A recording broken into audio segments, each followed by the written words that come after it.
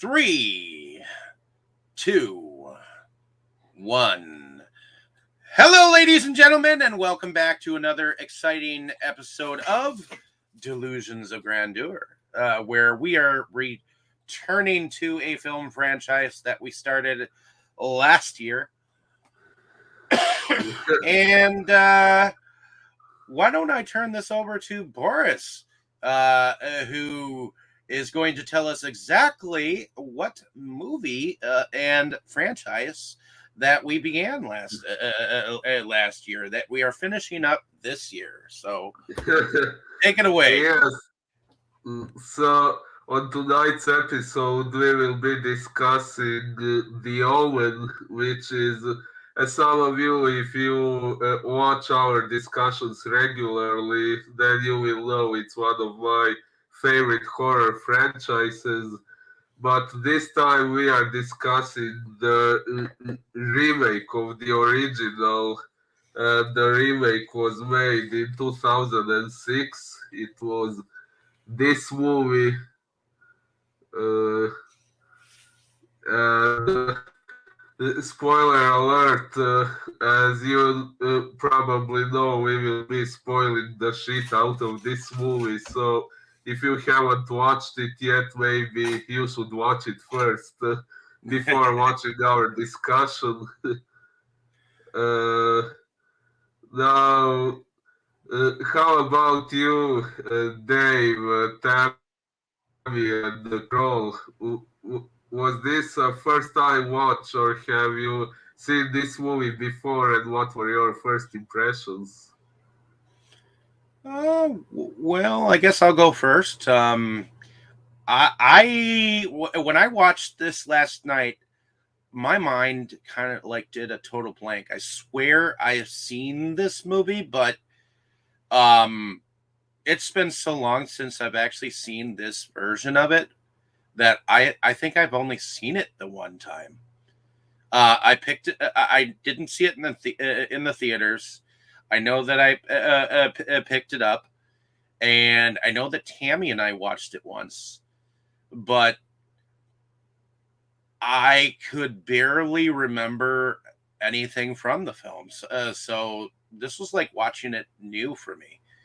Um, so I guess I've seen the old one more than I've seen the new one.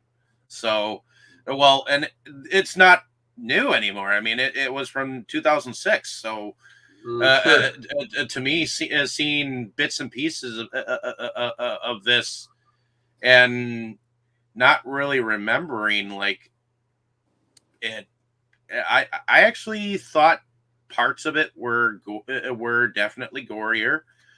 Um, That was great. they showed more.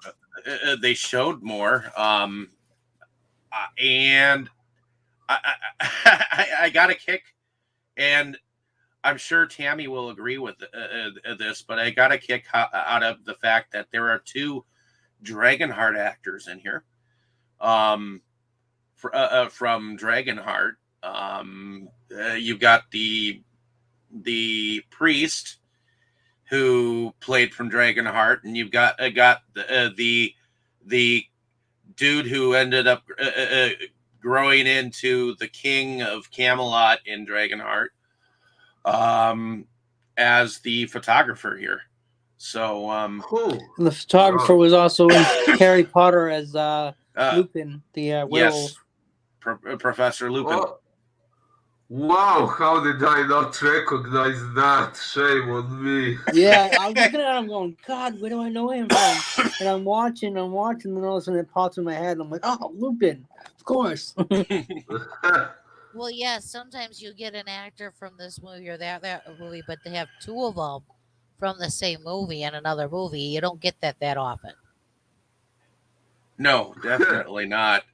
So, there was definitely some character recognition going on there, and I remember the guy playing the father of Damien in this particular film. I remember him in the first movie I'd ever seen Hugh Jackman in, which was Kate and Leopold, as the dude who ended up slipping back in time, and that was a good movie. Yeah, for Hugh Jackman. I mean, that was before Wolverine, if I remember correctly. No, it was after the first one. I'm pretty sure. I think he Well, played the first X-Men, and then it was after that. I'm pretty sure he played Wolverine at least once. Okay, because if I remember correctly, I thought that he played in this one before he played. I at least saw it that way, so maybe I'm wrong in the way it came out, but I saw it that way. So, but it's just weird to see different characters in different positions, but that being said, this film did basically follow the original fairly well. You know. Yeah, and speaking of which, we should check out what IMDb actually says about the movie. Definitely. So, the storyline says when the Vatican observatory priest sees the appearance of a comet, the church is sure that it confirms the eve of the Armageddon. Meanwhile, the US president's godson, Robert Thorne, played by Liev Schreiber, is informed in the maternity ward in Rome by Father Spiletto, played by Giovanni Lombardo Radice, that his wife Catherine, played by Julia Stiles, has just lost her baby and she had troubles with her uterus and would not have another pregnancy. Spiletto suggests to Robert that another just-born child that lost his mother could be a substitute for his son, and Robert accepts the child and gives him the name of Damien. Robert is promoted to ambassador in London after a tragic accident. When Damien's nanny, played by Amy Huck, commits suicide during his birthday party, a substitute, Mrs Baylock, played by Mia Farrow, comes to work and live with the family. Through the wow, it says quite a lot here. Yeah. So, spoiler alert, ladies and gentlemen. Yeah. Well, like you said in the beginning, if you haven't seen it yet, go watch it first. Yeah, definitely.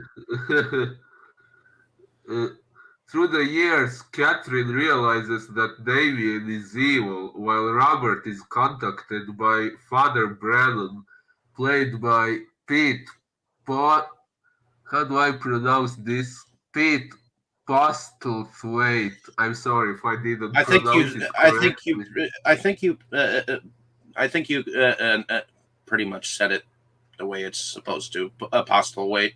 It is how it reads. Oh, okay. Who tells him that Damien is the son of the devil.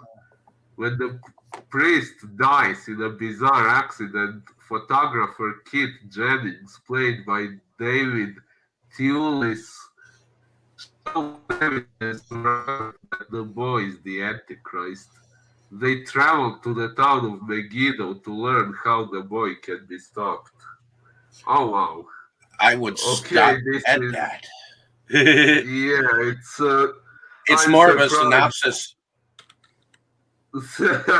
Yeah, I'm surprised how much they included in the synopsis on IMDb. Well, that's why I normally just state the small little like introduction in the very beginning, because even though vague, it sometimes can be. But yeah. Go ahead and ask Kroll what his version. Well, yeah, this version is definitely the first time. I didn't know it existed until few days last week when you guys said we were going to be doing it. So, now I watched the original when I was a kid. I haven't really watched it since I was a kid, so I remember the basics of it, what it's about, but that was about all I remembered. So it was almost like watching for the first time, except, I was a little psychic because as soon as they had the baby, I was like, oh, it's Damien. So, before they said his name, I knew the name. But other than that, I don't really remember too much of the plot. So it was definitely felt like a first time watch for the whole thing. So that's kind of cool. I definitely know that a few of my favorite scenes were not in the original because they just didn't do that then. But Fun fact, yeah, I really enjoyed this version. I really like Julia Stiles. I've seen most of her movies. She's a really good actress.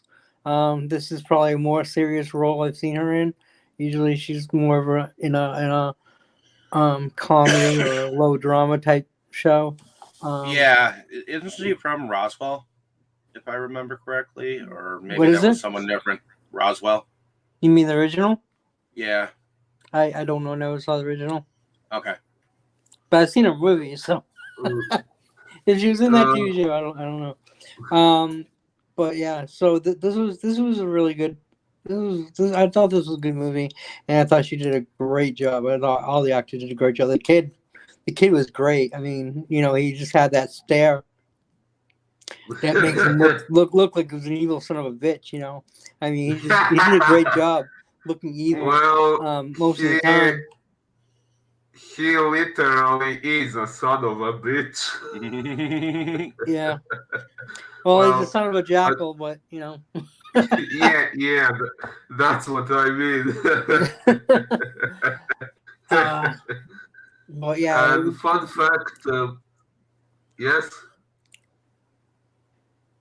yeah, I definitely think the kid did a great job of making us believe that he's possessed, or not possessed, but that he's the devil's son.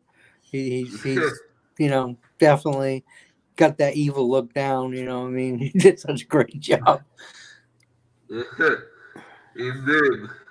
And an interesting thing what you said about some scenes in this movie that you liked not being in the original. Actually, some scenes, I think not all of them that are included here that weren't there in the original, but some of them were actually based on the book, The Omen, which was written by David Seltzer, the same man who wrote the first movie and who is also credited as the writer of this one. Uh, for example, the scene with the monkeys. Well, there was a scene with the monkeys in the original, but it was different. The one in this movie is more like more like the one in the book. And another one I can remember is, well, spoiler alert, the final encounter with Mrs. Baylock. That's also more like the way it's portrayed in the book. Let's talk about that I name think for one there were. second. That name is just awesome. Um, I I just love that name. Is that the name of the original Omen?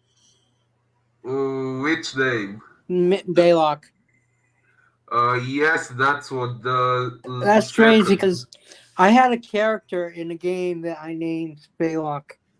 And I don't. I might have remembered it from the movie and just didn't know I remembered it from the movie. It might have been in the back of my mind. But I thought that name is really strong and it sounds evil. The name sounds evil, Ooh. Baylock, but it sounds badass too. Oh. I really like that name.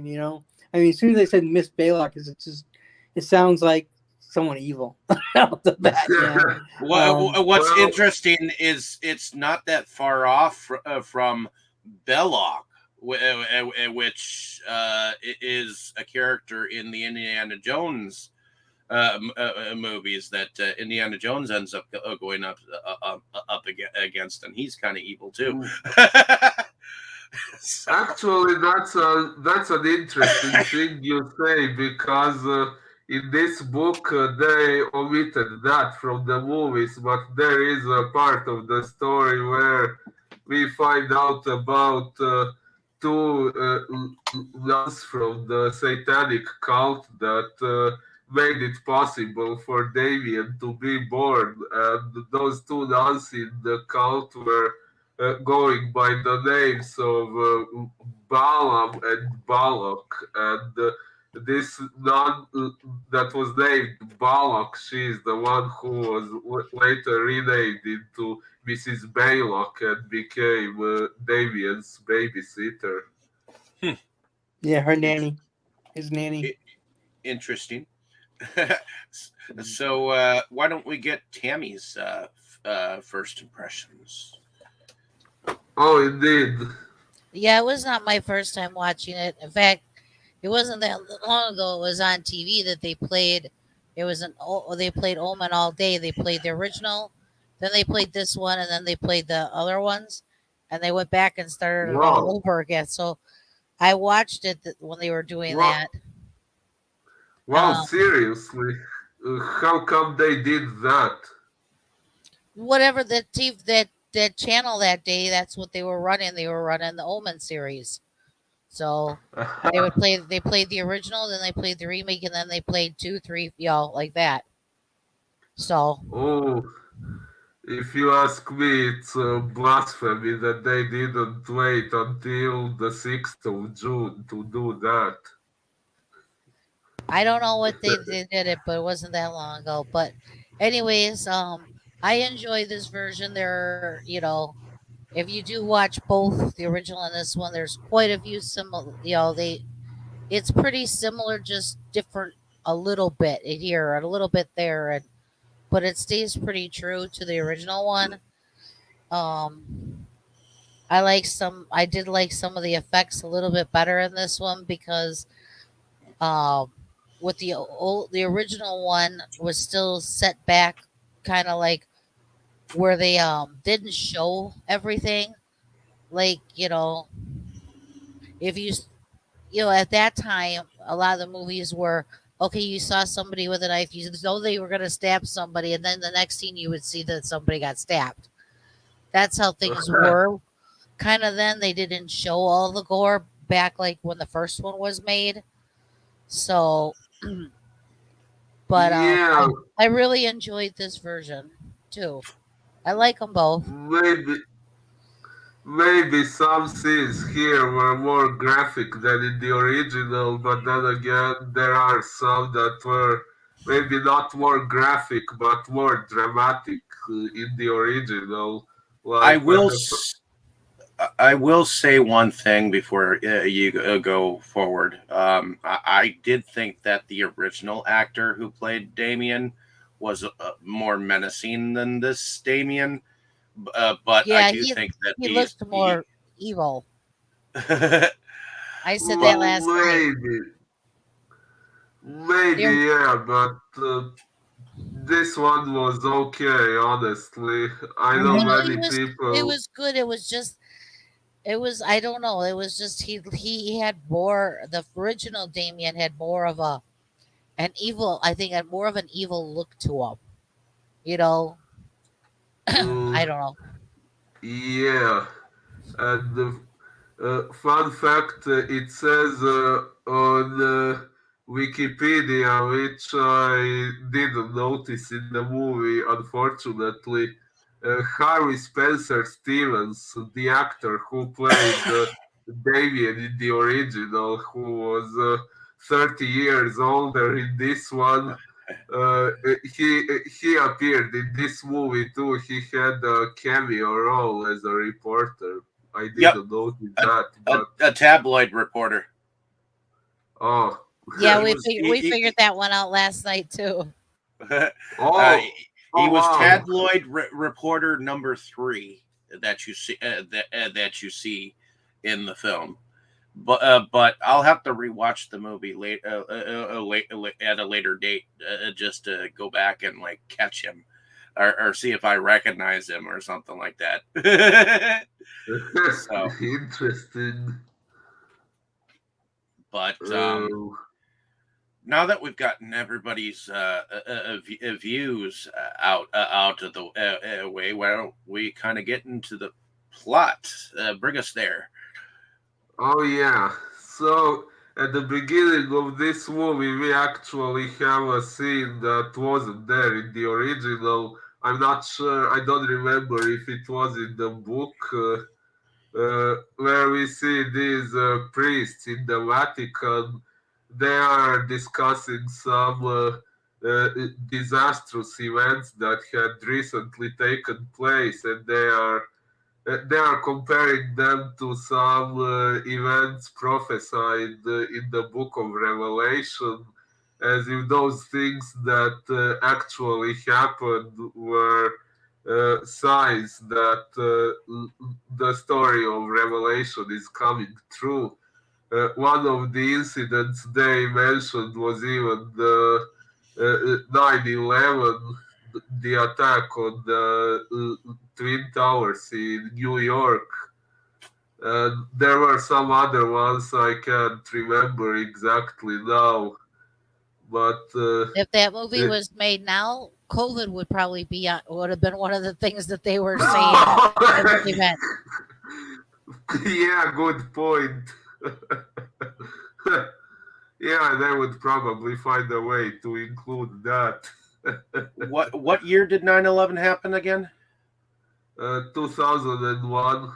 Okay, so that had actually happened already, and I think people were still like remembering it every year afterwards after that, so it was still relatively new.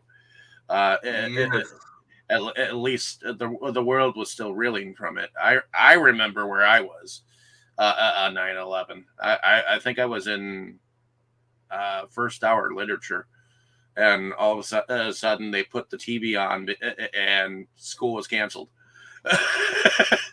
Oh, I my. was at home. I was getting ready to go for a job interview over at the hospital that my friend's girlfriend had set up.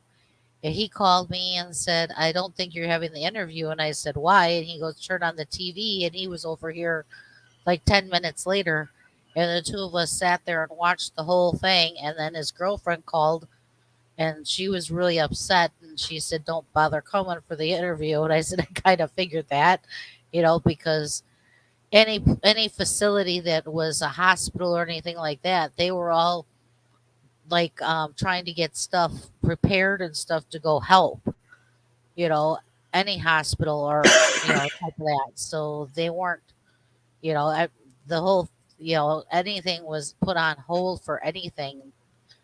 So yeah, I remember Mm, sitting here and watching the whole thing with my friend, and we couldn't believe it. I can imagine. Well, I was 10 years old when that happened. Well, I'm in Croatia, so uh, I'm very far from where it happened. So, of course, people here probably weren't quite as impacted as in your country. But I remember there were news reports about it and so on. Well, I was still fairly young to truly understand the severity of what happened. I didn't know how many people I was there in my 30s and I had was been too in the young. buildings. where Sorry, what did you where were say? where were you, and what were you doing at that time? I actually woke up and the first thing I heard, was not really awake, just kind of hearing things, and I heard Disney World shut down. I'm like, what the fuck? Disney World shut down? And then I'm looking at the TV, and I thought they were watching a movie. I didn't realize it was live events. So I kind of wake up more, and my roommate started talking about it, and I was like, what is really happening? It was just like it felt like it was a movie that they were watching. Especially with hearing Disney shut down. Like Disney don't shut down for anything. you know, and that was the first thing I remember hearing is Disney shut down, and I'm like, what's going on, you know?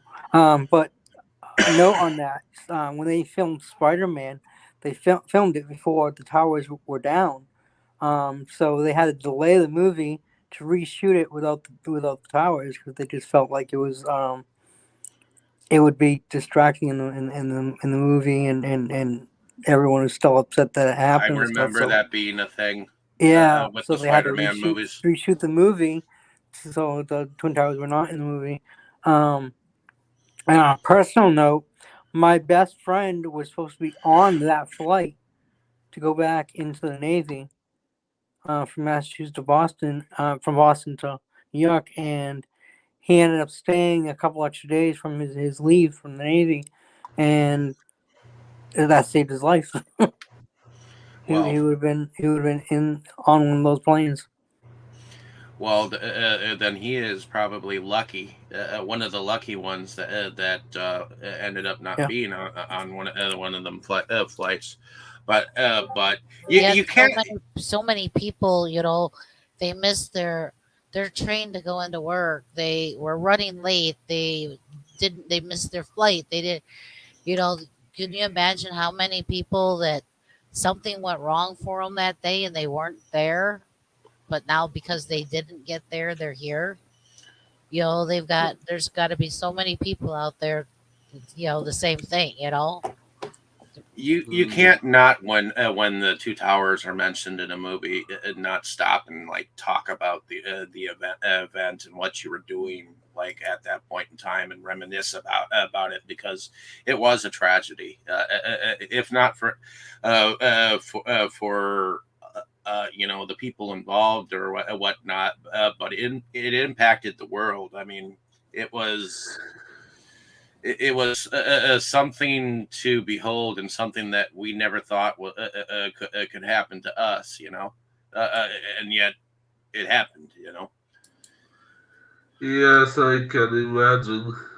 And I'm sure it impacted a lot of people around us at the time. It's just some of us were so young that we may not have even realized how many people it impacted. But moving on and going back to the film, bring us in. Yeah, so after this scene, which I kind of wonder why they included it since they didn't go much further with those characters in the Vatican. But yeah, there is that Well, one scene where these remember our priests. end of days conversation where they started out with the astrological shit?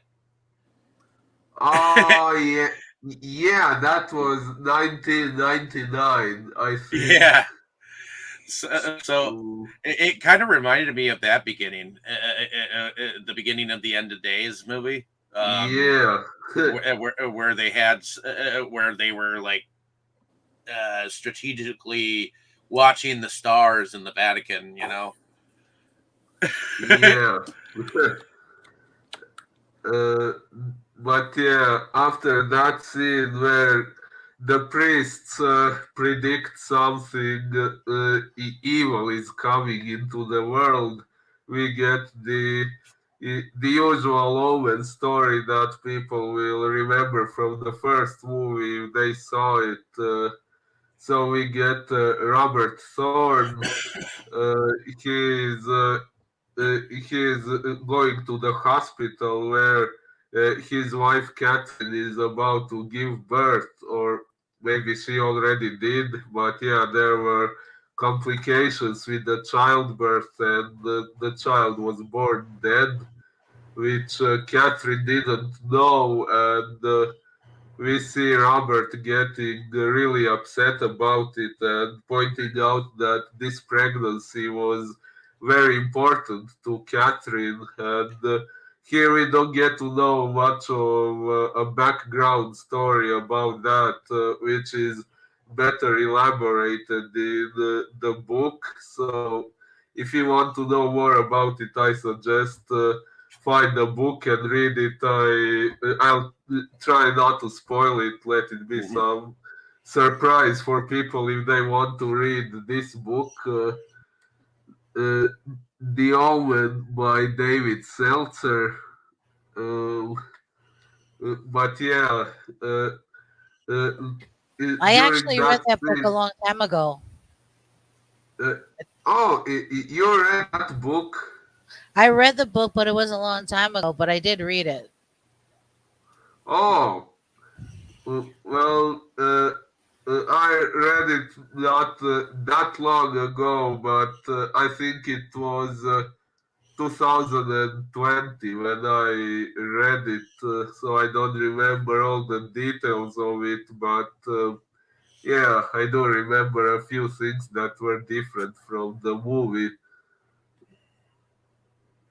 Uh, As far as remember, this very beginning, he was like told right away that his wife was his wife had the child born dead, and that's when uh, a priest took him aside and I think there was a conversation that the priest had that he was like, well, there is another child that you can take in its uh, place, you know. yeah, that's Father Stiletto, the one who at the beginning seems it doesn't seem like a suspicious character. Well, at least in the original, he doesn't seem suspicious. In this one, he kind of does because of maybe because of the actor they chose. Because the guy has this face saying, "I'm the bad guy."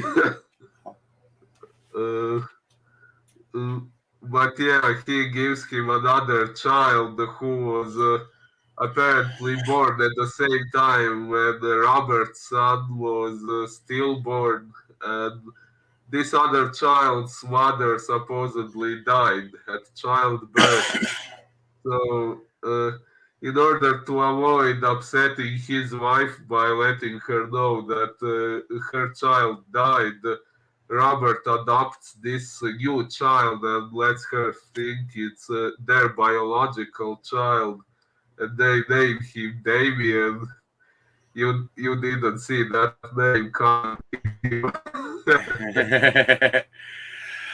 Well, uh, you kind of figure that Damien is going to be the name of the child because it was in the original, and honestly, the name Damien just sounds evil.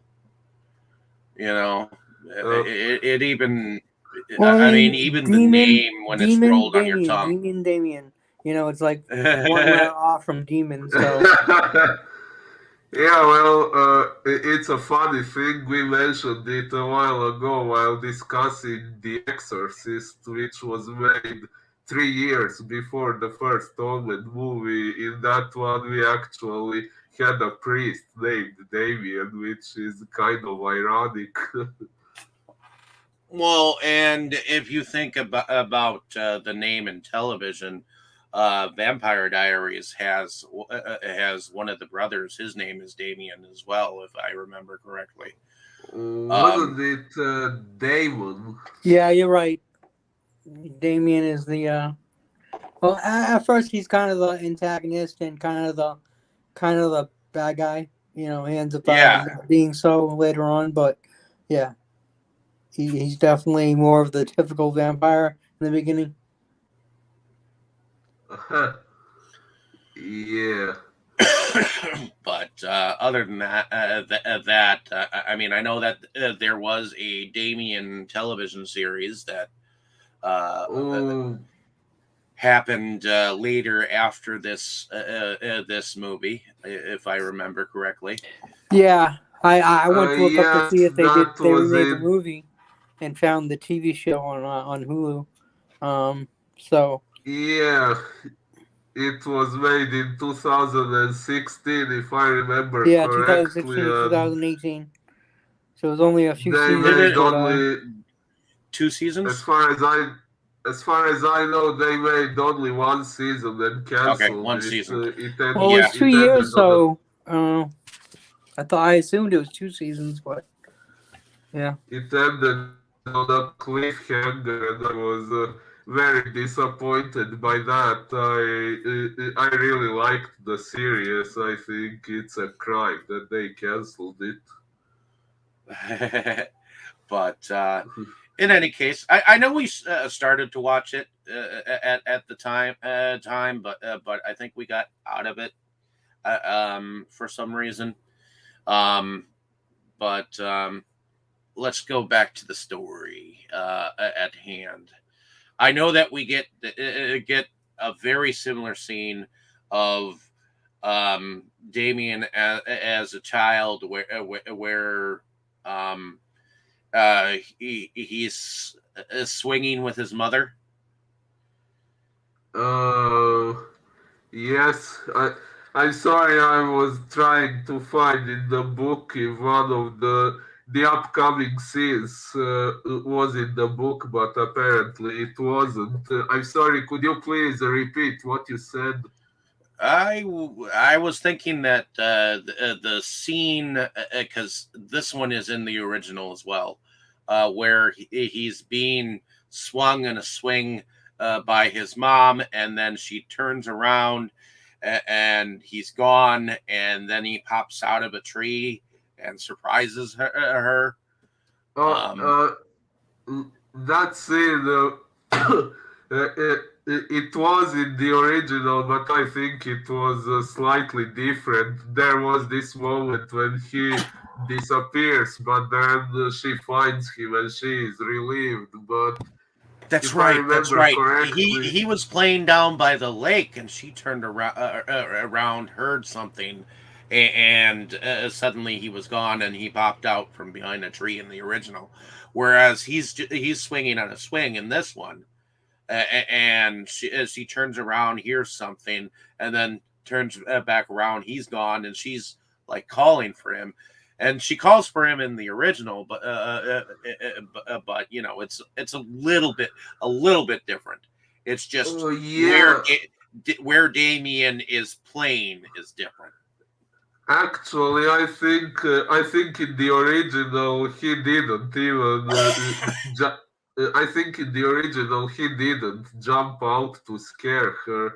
I think in the original it was like he just wandered off unintentionally, and in this one it was more like he intentionally tried to scare her.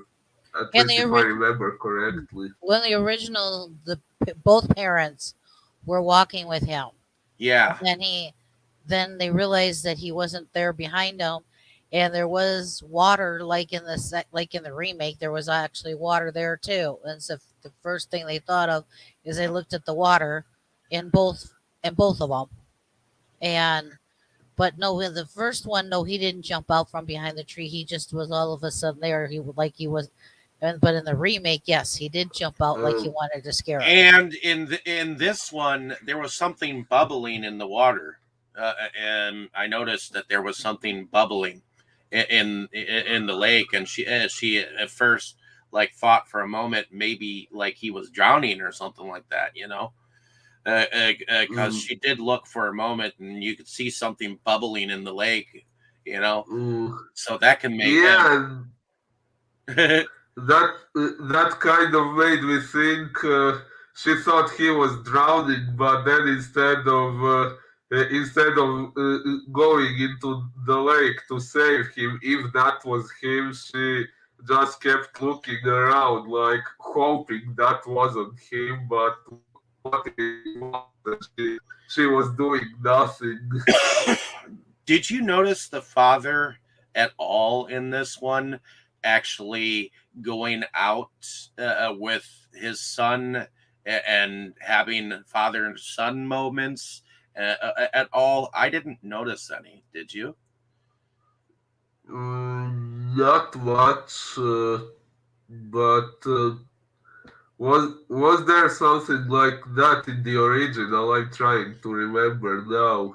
Well, there was that walk that she was just talking about. Like he was at first trying to have like a couple's moment with his son, you know. Whereas in this movie, he was just so distracted with his job that and his upcoming stuff that he just didn't seem to have time for his family. Whew. Well, it seems like the mom actually in both of them, actually in reality in both of them, is the more hands-on than the father is, and especially in the second one, he is not around very much, and he's not seeing the things that are going on. She's telling him the things that are happening, and it's not clicking with him because he's not actually seeing them. Mm-hmm. Mm, What do you think, Kroll? Did you see him being a father figure in this movie at all? Actually, no, not really. I never even thought about it. Actually, I thought about the mother that she was. She had a nanny, and you know, she certainly could spend her time doing other things. She spent a lot of time with her son and giving him quality time. So, she tried to be a really good mother. So I I it also definitely showed when when like Larry, or she's like saying, is she a bad person because the things she thinks of her son being evil and stuff, because she's tried nothing but be a good mother, but she's just seeing these things that are like just not making sense. Mhm. I also seem to remember them going through several different nannies after the suicidal one for some reason in the original, and this time they just went straight to her like she was already there. They didn't have. Did they have an introduction to the nanny here, Yeah, I Mrs. mean, Baylock? she wasn't.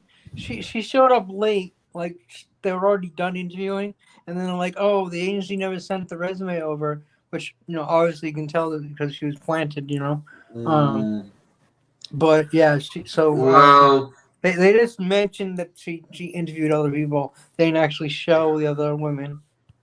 Yeah, they didn't in the first one either. She just kind of showed up in the first one too with the nanny, and they didn't show her interviewing or them going through a bunch of nannies. It just was kind of Okay. it was well, kind of implied that she interviewed these people. I I must say I don't remember what you guys are saying about a bunch of other nannies appearing in the original.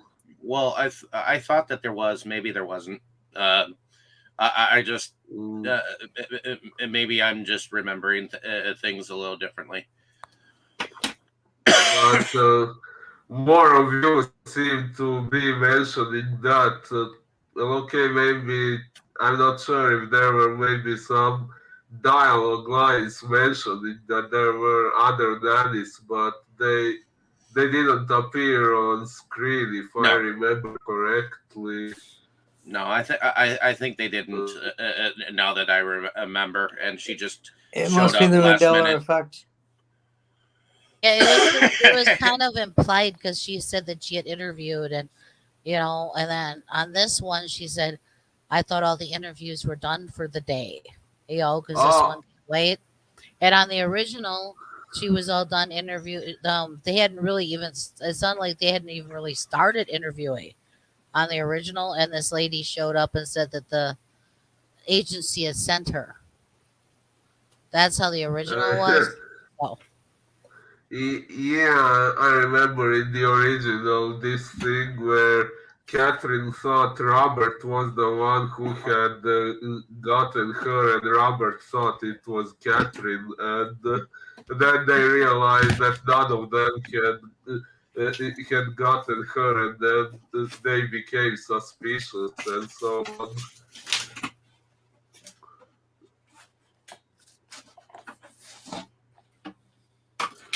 Uh,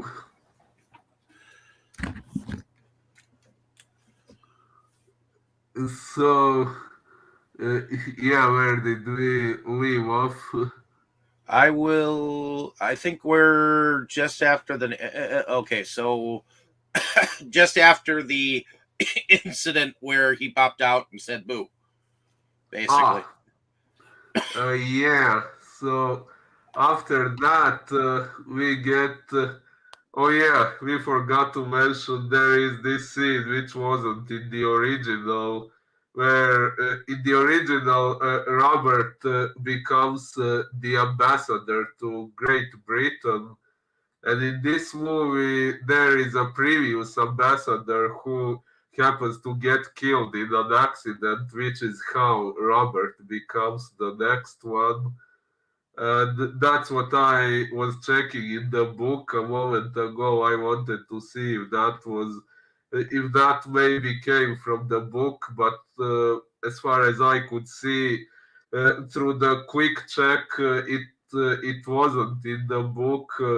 But it's interesting to remember there was something similar in Omen 3, the final conflict from 1981, where an ambassador got killed, and that was how Damien, who was a grown up in that movie, became the next ambassador. So maybe this was a nod to Omen 3, the final conflict.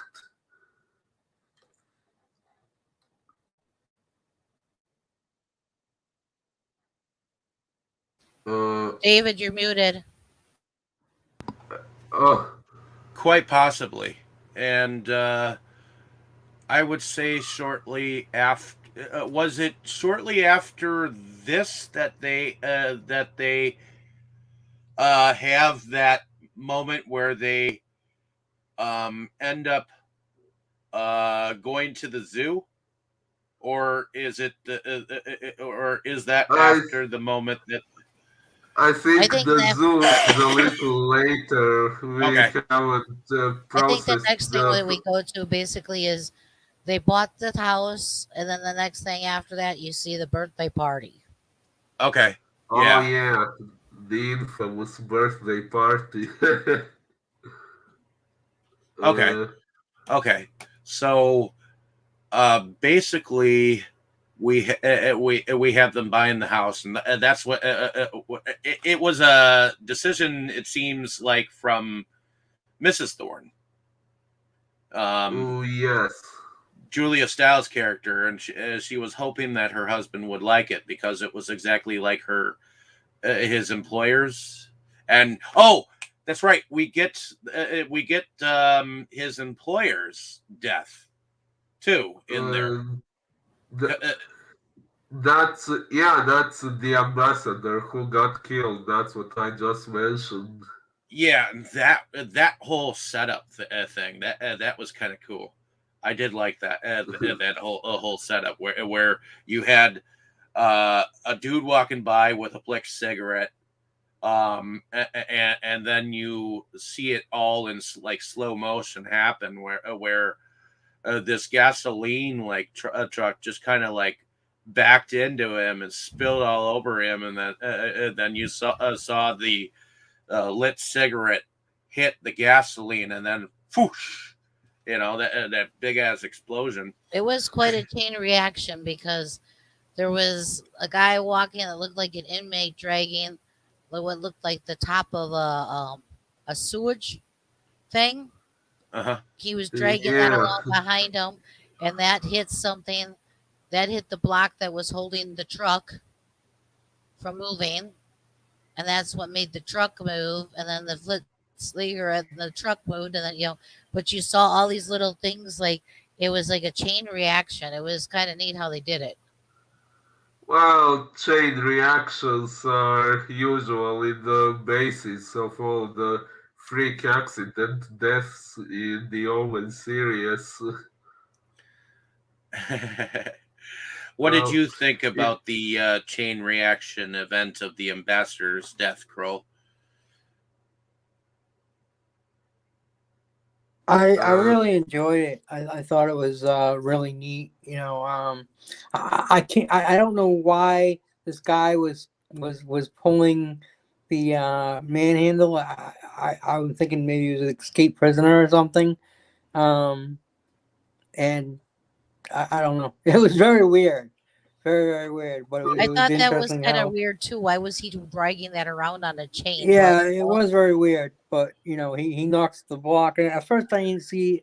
I missed it what he hit. I saw the block after, and I was like, then I saw the truck rolling. And I was like, oh, the block was holding the truck. Okay, um, that makes sense. And I see how it just slowly moves too. Like if the guy had looked, he could have gotten out. He could have like gotten out of the car like way ahead of time. But he wasn't paying attention, and the fact that he opened the window made it so much worse.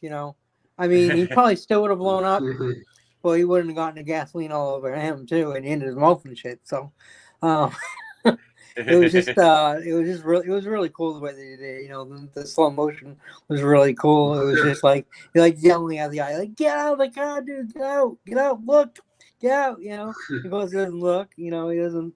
By the time he looks, it's friggin' too late. The truck is like there and smashed. And then the fucking gasoline pours all over him, and all of a sudden the gasoline's moving, and then it hits that cigarette that you see that guy had thrown out into the street, and then boom. At first I didn't realize who the guy was. I knew he was somebody important, obviously, but I didn't realize. And then right afterwards, I was like, "Oh, that's his boss." I'm like, "Oh, I guess he's the ambassador now." So Well, I would say, although it was cool the way they put that scene together, but it was a little predictable for the boss to die because if you had seen the original, you just know that Robert has to become the ambassador, so you can see it coming that the previous one will end something like this. Well, in the original one isn't it the ambassador who like ends up like offing himself in some way, shape, or form?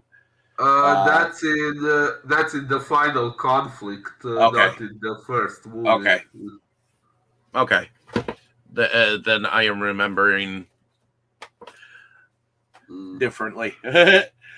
But yeah. So after that, we have the well. I did think that the place that they got was like huge, and they Yeah. mentioned that it was like really big. it's big, like that big, like big. And then then finally after they settled in on it, he's like, "But it's big," and she's like, "It is kind of big."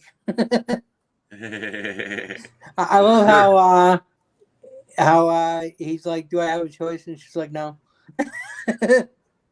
I'm behind the place. But that is around here. I thought that's where we get the whole first meeting of the priest. Didn't we? Like, So first, there was there was the birthday party, which we know that's the right. first nanny commits suicide, which was a little different from the original. This is one of the scenes I think were a little less dramatic here than the original for some reason.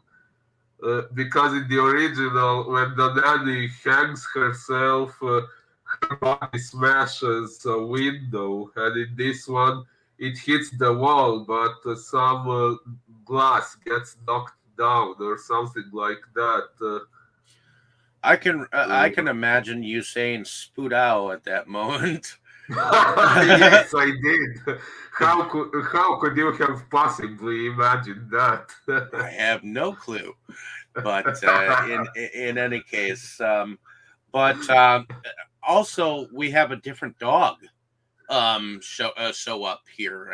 The normal dog that was usually used in the Omen was a Rottweiler, where in Oh here we yeah, get a black German Shepherd, completely yeah. black. Actually, I think it was a German Shepherd in German the book Shepherds are as definitely better well. looking dog. Yeah, maybe, but I would say the Rottweiler looked a bit more menacing. I think the German Shepherd fit better. I mean, I get what you're saying. Rottweilers look worse, look like more evil, because they are. But the German Shepherd, it just, I don't know, it just has that look. It almost looks like a wolf, and Well, it just, and I think it was supposed to represent like the jackal, yeah, in a sense. yeah. Interesting point. I do think it was a shepherd in the book trying to find it now. Uh, Here we already have Mrs. Baylock, so that's not Well, it. yeah, and Mrs. Baylock, she had a Rottweiler dog in this movie too. So it's like they used several animals in here to represent Uh, uh, the the servants of evil. Wait, there was a Rottweiler in this movie. When exactly? I don't remember. The first time is when he tries to go into the bedroom for the first time when the nanny was there, and she was trying to tell him that he was asleep or not feeling well, or no, he went in and he turned around because he heard growling, and that's when Mrs. Blaylock came over and was like, "Now, that's the master," So So, oh, so that wasn't the same dog who hypnotized the first nanny into committing suicide. no, definitely not. And there Oh, was quite. wow. Uh, I noticed that there was quite a maze of hedges in the backyard of that place that they were having the birthday party at, because the camera went to those hedges and showed the German Shepherd like appearing before Huh. one of the hedges. So Yeah, the the layout of the yard and everything else is a whole lot different than the second one than in the first. And they used the German Shepherd to get that lady's attention and, like, I guess, hypnotize her. But then it does go to the Rottweiler later when the nanny appears. So Huh, huh. Interesting. Somehow I failed to notice that. I noticed when the first nanny was about to commit suicide, I noticed the dog wasn't a Rottweiler, but then somehow I failed to notice that the next one was. yeah, yeah, the and rest of the movie was the Rottweiler. yep, Interesting. yeah, it was an interesting use of animals, for sure. And then I think that they were more. I think they were more German shepherds when they went to visit that graveyard later on. And they discovered that grave of the child, but we'll get to that. Oh, yeah. Um, but yeah, we get that whole scene, and this is the birthday scene. Is the first time that we see the photographer uh, Yes. actually performing like some of his photography tasks. And also the first time that the priest shows up, if I remember correctly. Uh, Maybe he shows up briefly, I'm not sure. I don't remember, but the first time he actually speaks is later when he visits Robert at the office. Yeah, And there he actually has a poem that he states. Here's the poem. When the Jews return to Zion and a comet fills the sky, and the Holy Empire, Roman Empire rises, then you and I must die. From the eternal sea he rises, creating armies on either shore, turning man against his brother till man exists no more. Yeah, you can hear that same poem in the song Damien by Iced Earth. Very cool. Yeah, definitely. Uh, But what do we think about the priest? Because I know he comes back a couple of times.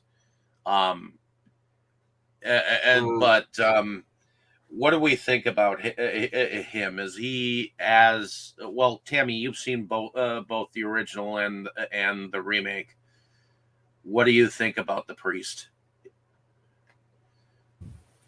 Um, see, the the priests were to me is so different in it. He when he confronts him in the office, he gets very very worked up. But does that poem, and he's so tried to tell him that the mother was a jackal. The mother was a jackal, and he doesn't even get the word jackal out. He keeps getting interrupted, and I don't mm, remember if that's happens in the first one or not. When the first time he sees the priest and him, they have their confrontation. But uh, he doesn't. And this one, he doesn't believe him either. He doesn't. He thinks that he's trying to blackmail him because he knows what happened at the hospital. And He that's was all there that's at on well, the his birth. mind. uh, one interesting thing I have to say about this character and this scene as a whole is, although, yeah, the way Father Brandon expressed himself was a little weird. If I was in Robert's situation, I would also be like, what the hell are you talking about? Maybe when he started to speak in these religious codes, it's expected it will just confuse the other person, and that's counterproductive. But one thing I wanted to point out is that throughout this movie and in the original as well, we have multiple scenes of Robert refusing to hear someone out who is trying to tell him something important, and he eventually gets bitten in the ass for that. I must admit I somewhat like that, and I wish they had put more emphasis on that in the story, because in real life I seriously despise people who refuse to hear someone out who is trying to tell them something. So I think it's good that behavior as something that you shouldn't be doing, although it's portrayed a little too subtly. They should have put some more emphasis on that, if you ask Well, me. if I remember correctly, Gregory Peck in the original, he actually in the first instance actually did uh, let him speak for a little bit, and give him an audience, so to speak. Because when you're in that kind of a political role, you can't really entirely pay attention to every single person exactly the same way, because you have responsibilities, you have duties to perform, and the fact that he was even giving him an audience was something, but until he started like spouting crazy shit, that's when he was like listening to him. Whereas in this one, I don't think he was really giving him an ear. He was just trying to get him to get the fuck out. Uh, Yeah. I mean, Mm. once he started spouting the nonsense, that's when he was like, guards, escort this man out. One thing before this is he had the first encounter with the photographer before he went up to his office. He accidentally bumped into him and made him drop his camera, Hmm. and Cool down. that's actually the same in both movies. He Yes. did, and then he apologizes and offers to pay for the camera, and the photographer in both movies stays around, and that's how he starts getting the pictures of the priest. Hmm. And I think in the original one, he actually took pictures of himself, and there are lines on his own self. So after, well, I think we'll get to this because there is a moment where the priest does, in fact, get killed. Which, before Mm. we get into that, Kroll, what did you think about the priest as a character? I'm sorry. I'm sorry. What was that? What did you think about the priest as a character? Um, I thought it was decent, but I think he was just he was going off a little too hard. Like he just comes this guy, starts spouting off things, some biblical poem, and then saying something about the kid and blah blah, the son and Mm. mother's jackal and all this stuff, and I would have thought it was fucking crazy too. I mean, he just comes Mm. off as just some crazy priest nut. I get why he was so excitable about it because of what he knew and what was correct, but he was just so excitable about it that he went about it the completely wrong way, that he just made himself look like a complete lunatic, Mm. instead of Yeah. yeah. So If you know, you I mean, I if don't know if there was any sane way for him to say, by the way, the son that you got isn't really a son, that isn't really a son. His mother's a jackal and his father's a devil, and you got to kill him, basically. Well, So yeah, you there's can't no act like sane way to say that, but you he can't. definitely went the complete opposite way and made himself seem completely crazy. And I don't blame him for blaming the father for not listening to him at all. I don't think any sane person would have either. So Well, and the only reason why he eventually like actually met him like out in the open is because he said he his the wife. next yeah, he said something about his wife being in danger. So and that's the way it happened in the original too. But the thing is, one place was like in the middle of a woods. This was like in the middle of a town near a church. oh yeah. So the locations were different. Different. So, So were um, the times. so were the times. The Yes. first one, yep, the first one he said he'd meet him at 2:30. This one he said I'll meet you at 1. Yeah, this movie is actually set in a more modern era, as we see Robert receiving emails, Damien playing something. Was it a PlayStation or Nintendo or something, whatever it was, which probably didn't exist in 1976. No, it definitely did not. Well, So, that's why they when they redid this, I think they changed the time period. That it's more newer. They do that a lot when they redo a movie, instead of trying to make it the way the original time, that they just update the time to now. Yeah. Because the photographer, he was using laptops and some advanced advanced apps to look at the pictures and to really look into them and stuff. So yeah, he definitely, this is definitely a newer setting than the original. Was definitely not in the 70s. This one was done. Oh yeah, because the original photographer, he was 2006, using basically. The original photographer, he was using actual like a black room,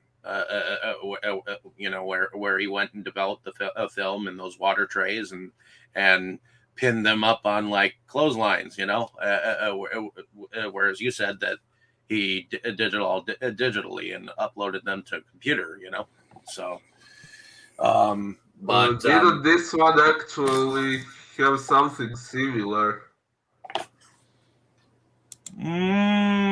He might have actually had like something that like doctors use for X-rays to actually look at his photos, but he did a lot of his stuff digitally.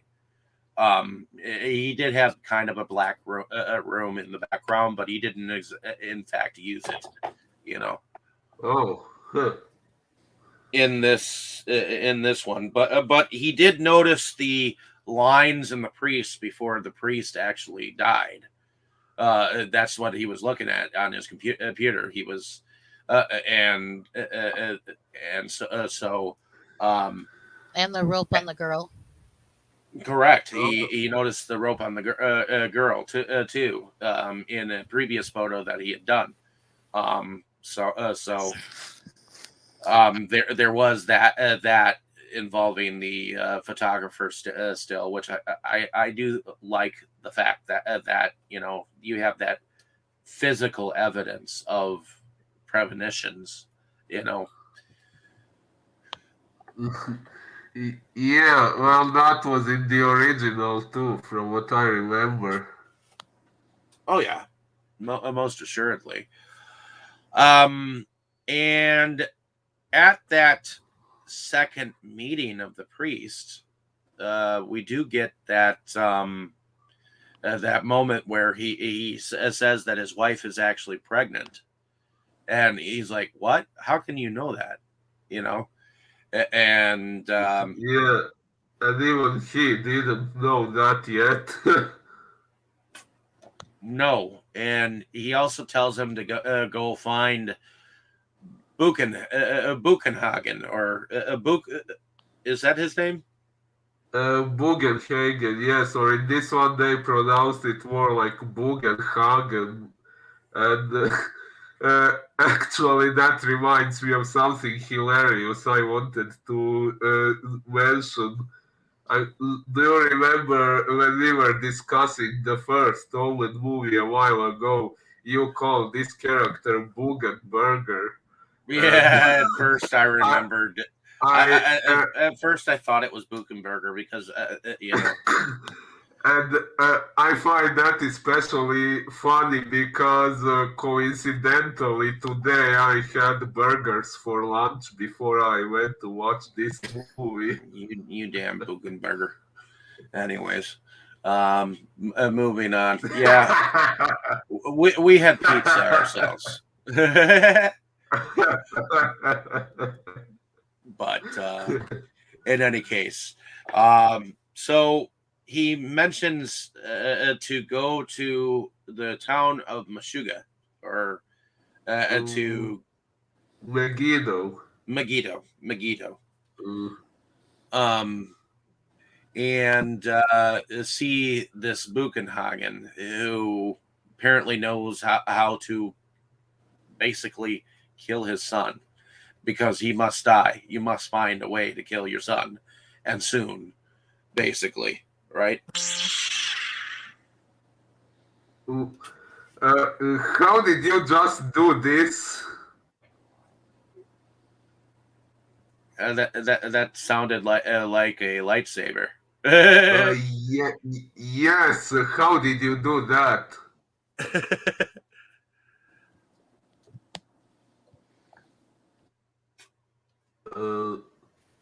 I think that was Kroll. Yeah. Oh, Kroll, was that you? Kroll? Yeah, sorry, it was my other phone. I thought I was muted and my other phone went off. And Oh, Well, it oh, still was a cool sound. Yeah, yes. Well, yeah, it's lightsabers. Lightsabers are always cool. it, it turned out in an interesting moment. but in any case, so after, well, let's talk about the priest's death. What do y'all think about that? That was kind of cool. That was Oh, fucking yes. awesome.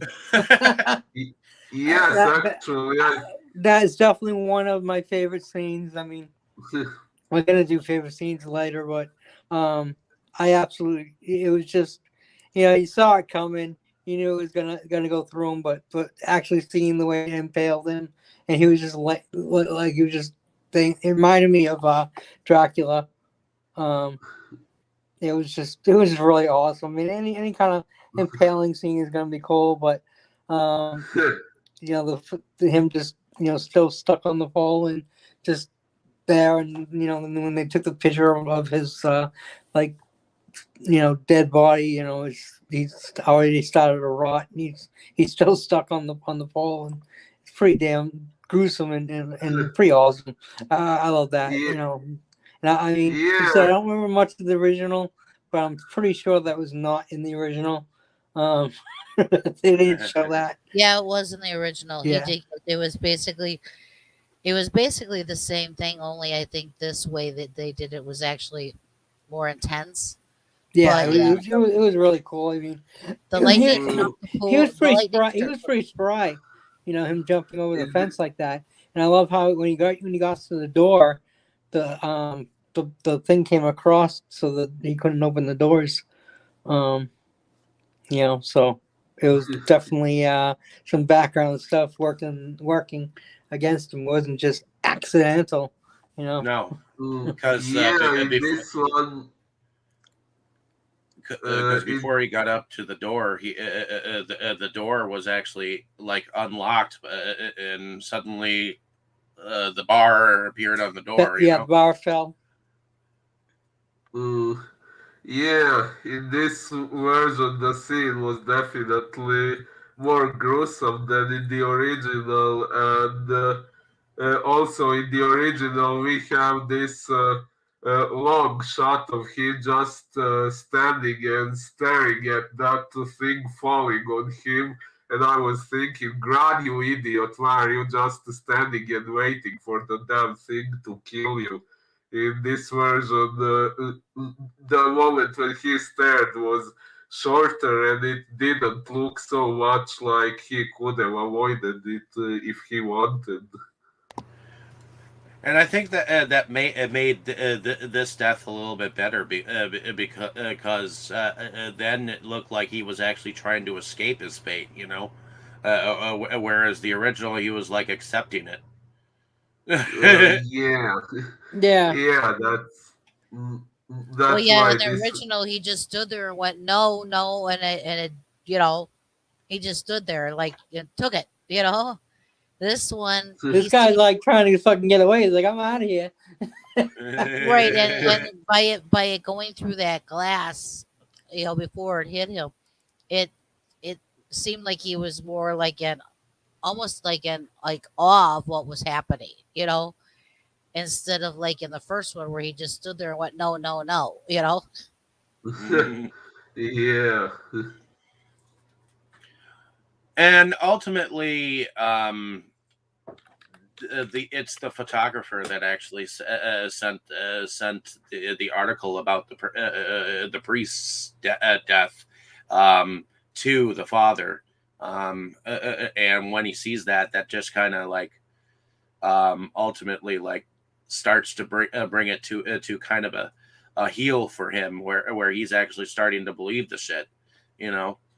Um, yeah, he's starting to think, well, maybe I should have listened, at this moment, but he's not quite there yet, because but when is it that he actually does go to Buchenhagen, or actually go and search out like everything After he thing that goes has and been sees said? the photographer, uh, after the priest dies and it's in the newspaper, then he gets the call from the photographer, and the photographer asks him to come over and then the photographer shows him the thing for the pictures with the priest, the pictures with the nanny, and he shows them that when he was at the priest's living quarters, how he mistakenly took a picture of him in a mirror, and it shows his demise in that picture, and he takes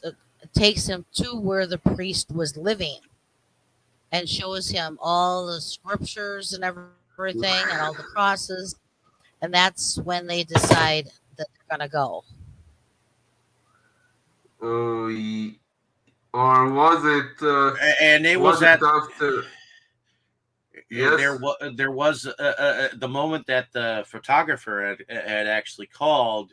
He was actually trying to um, uh, uh, see his son, and that's the second time that he sees the dog.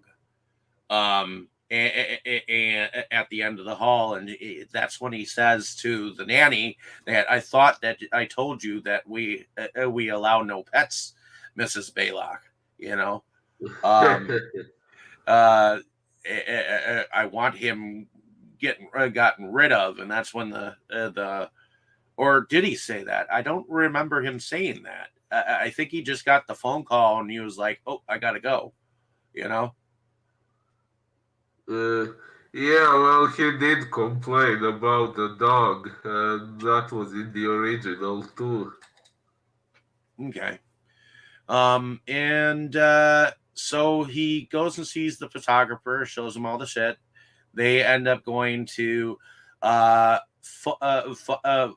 the original orphanage, if I remember correctly. Wait, while he's at the photographer, that's when the accident happened While he's at the photographer, that's when the accident happens. Which accident? with the missus. She falls. Oh yeah, Oh, that's right. The whole thing, the iconic scene. and he's also been told by the priest that while she is pregnant, he must protect the unborn child because he will attempt to try to um, Right. try to. While he's away doing all this, that's when that happens, and that's when he decides he goes to Caesar at the hospital. This is in both of them, and decides that he's gonna go because the accident just kind of put the icing on the cake. And in both movies, she whispers to him, "Don't let him kill me." Yep, and Yeah, don't let him kill me. that pretty much puts things into perspective where he's like, oh, that's it, I'm going to go check all this shit out, you know.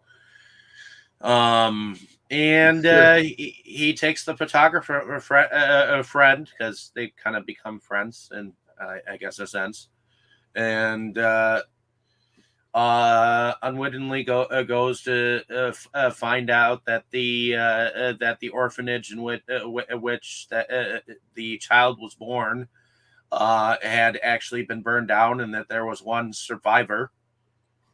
So they went and checked out where that survivor was, and he was like burned beyond belief. He kind of reminded me of Oh, that dude that you see in what was it, Hannibal? But oh, wasn't the monastery just awesome? The scenery and how they got there. They could only go so far, and then the rest was in the boat. It was just, I thought that was really a neat setting, and how they did that. That just, you know, the background of Ye- that just looked so awesome. yeah, and there was like, or was it later? I'm not sure. Someone's car with a pentagram drawn on it, but we didn't get to know whose car it was. Do you happen to remember what the dude scrawled for them to go visit that grave?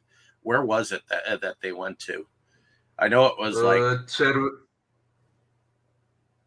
uh, the graveyard was named Cerveteri. They said it was around 50 kilometers north of Rome, but I don't know if that place exists in real life.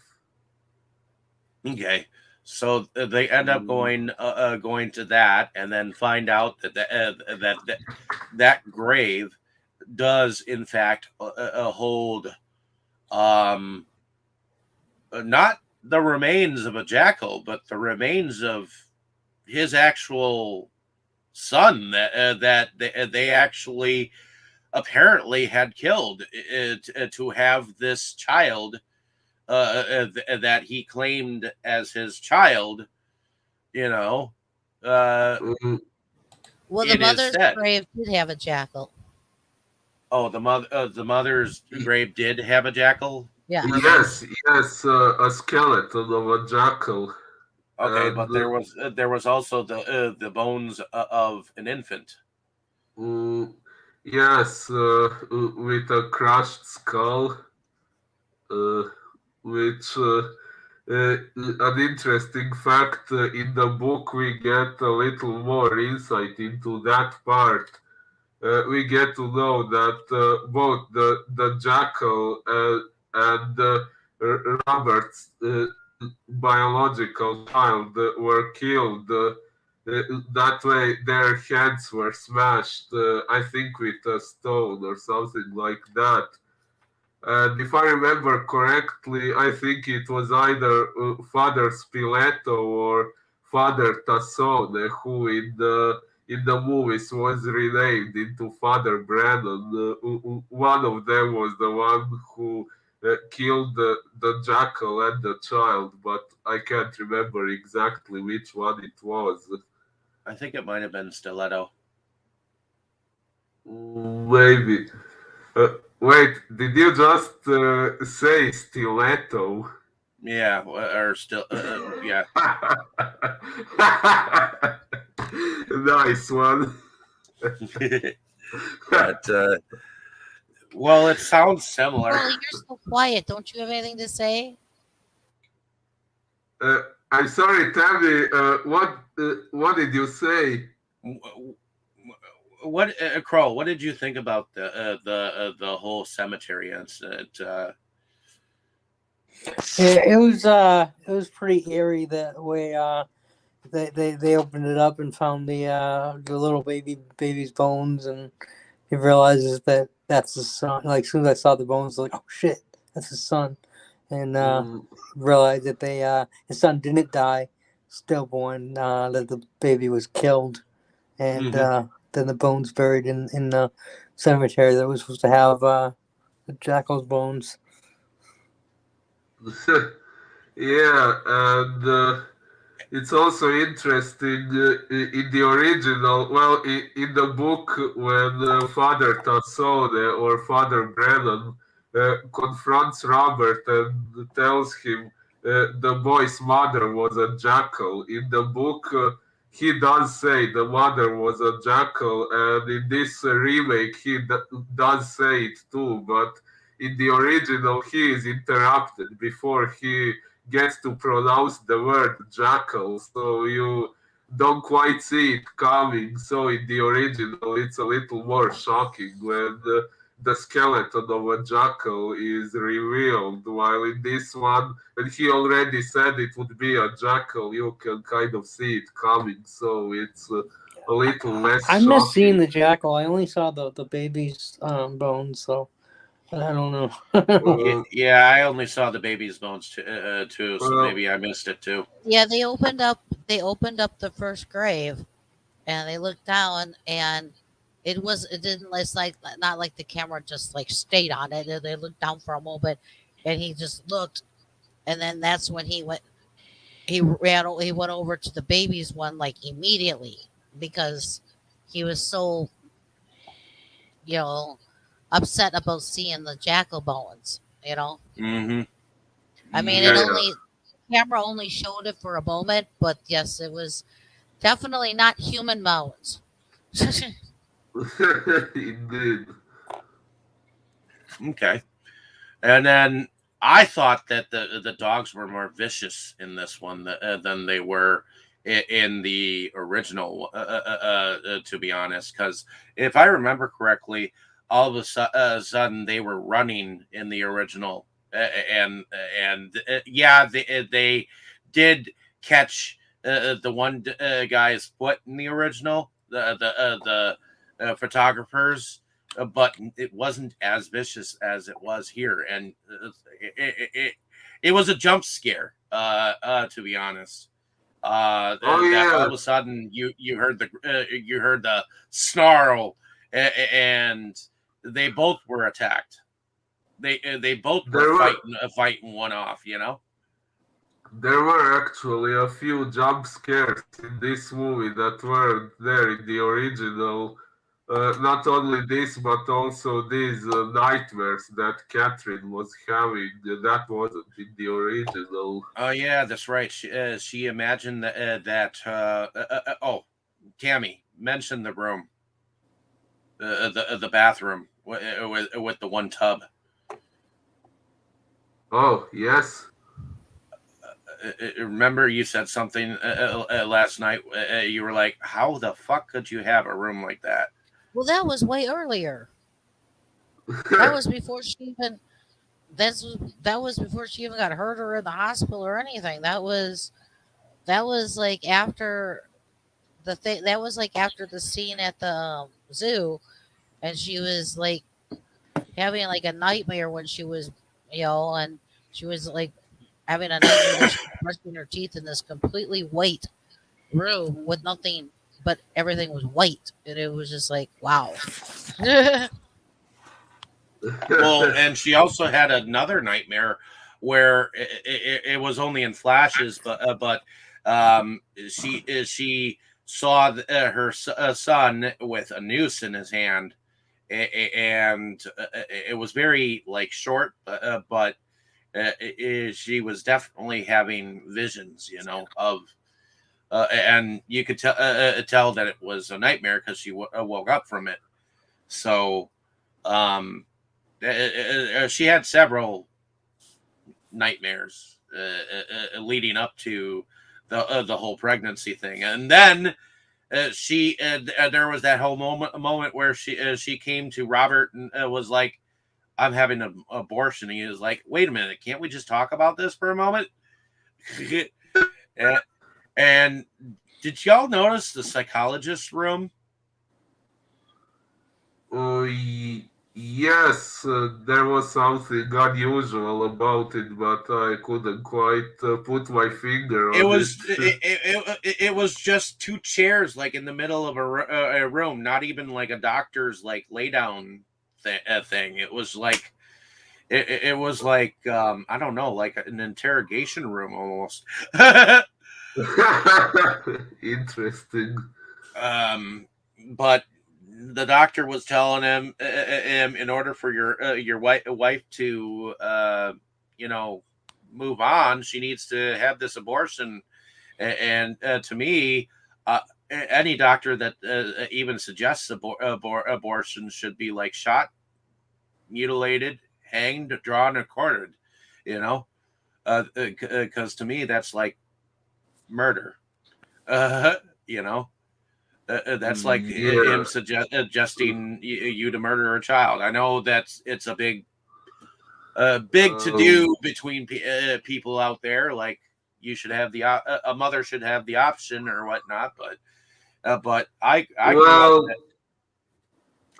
uh, generally, I'm pro-choice as well, but I do think both parents should decide on it together. I agree that I'm pro-choice, and yeah, this definitely should be discussed between both parents. But I guess ultimately, it is the woman's decision because she's the one carrying it, and that's what I was gonna say to you, Dave. I mean, I know you have your opinion, but you're not the woman that has to carry the kid. If they have an abortion, there Well, might be a good reason. What if a I woman don't. gets raped? You know, okay, Yeah, I okay, don't think yeah, it should be that's used true. as a. See, I don't think it should be used as a way of birth control, which that's what the people have done in the past. Oh, I'm pregnant. I'm just gonna go. No, no, no, no, no. there's birth control out there. I You think don't that have to should wait till I you're think that pregnant. should be a really good reason, but it's like Right. how do you control that? You can't really control that. It just Well, um if you know if the mother's health is in jeopardy, if she continues to carry the child, I would think that would warrant having an abortion. right. Just because you're 16 years old and you were stupid doesn't warrant an abortion. You Well, know, it could it could I mean it could impact the rest of her life, you know. Um so well, the, so I have you're I you're I you're I she's killing her life by not getting an abortion. I mean, if you can look at it that way, you I know. believe in So, abortion for you know practice you know for practical reasons, not as a type of birth control. oh, Right. I agree, but I mean, even if they used a condom, condoms break, and they could still end up pregnant, and it's like, oh well, I'm not ready for a child. That's why we use birth control, but you know, like I could see it there too because, you know, they were not prepared to be a parent. They were being responsible, and it broke. So there's not much control over that. See, years ago, if people got pregnant, okay, yeah, it was a mistake, and they dealt with it, and they brought up the children. Nowadays, we have the pro-choice option, but years ago, there was really no option. Either it died or it was born, or it was born and it was adopted, or things like that. I mean, I don't know. That's why It's advancement is nice. it's it's definitely different nowadays, and different lines have been drawn in the abortion processes, and it's really hard to know which lines to really stand for that whole, because it's a huge problem these days. I agree. uh but it was a choice. It was a choice that mothers could make, definitely a lot more readily back when the Omen was first filmed. I know, but nowadays our abortion process is legal. Uh, Somewhere yes, somewhere no, I think. I mean, I guess that's something to bear in mind when you think of this film too. I mean, was it legal at this point in time in this film? Well, this film was But like in 2006, so yeah. yeah, so The yeah, original? she might have actually, No. but that is neither here nor now. It is a huge controversy.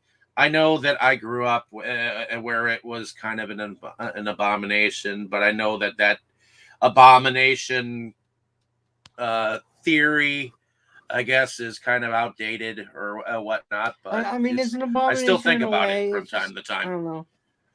There's Uh, definitely ways of thinking of it. Is it an actual human being, or is it's just forming? There's all kinds of arguments on both sides for that. yeah, It's just you know, it's a it's hard a one. hard one. And that's why that's one reason. Another reason I'm glad I'm not a woman. I, I don't ultimately have to decide I something like couldn't that. help but talk about it I can because give my opinion, and like I said, I'm definitely of choice for the woman. She's the one that has to carry it or not to carry an it. extent, It's just to an so extent, I'm definitely pro-choice, but I definitely also think that there should be lines on the choice. It shouldn't be just, correct. oh, I got pregnant, I'll just get an abortion. Just willy nilly, See, that's another it thing, shouldn't be Tammy. something taken lightly.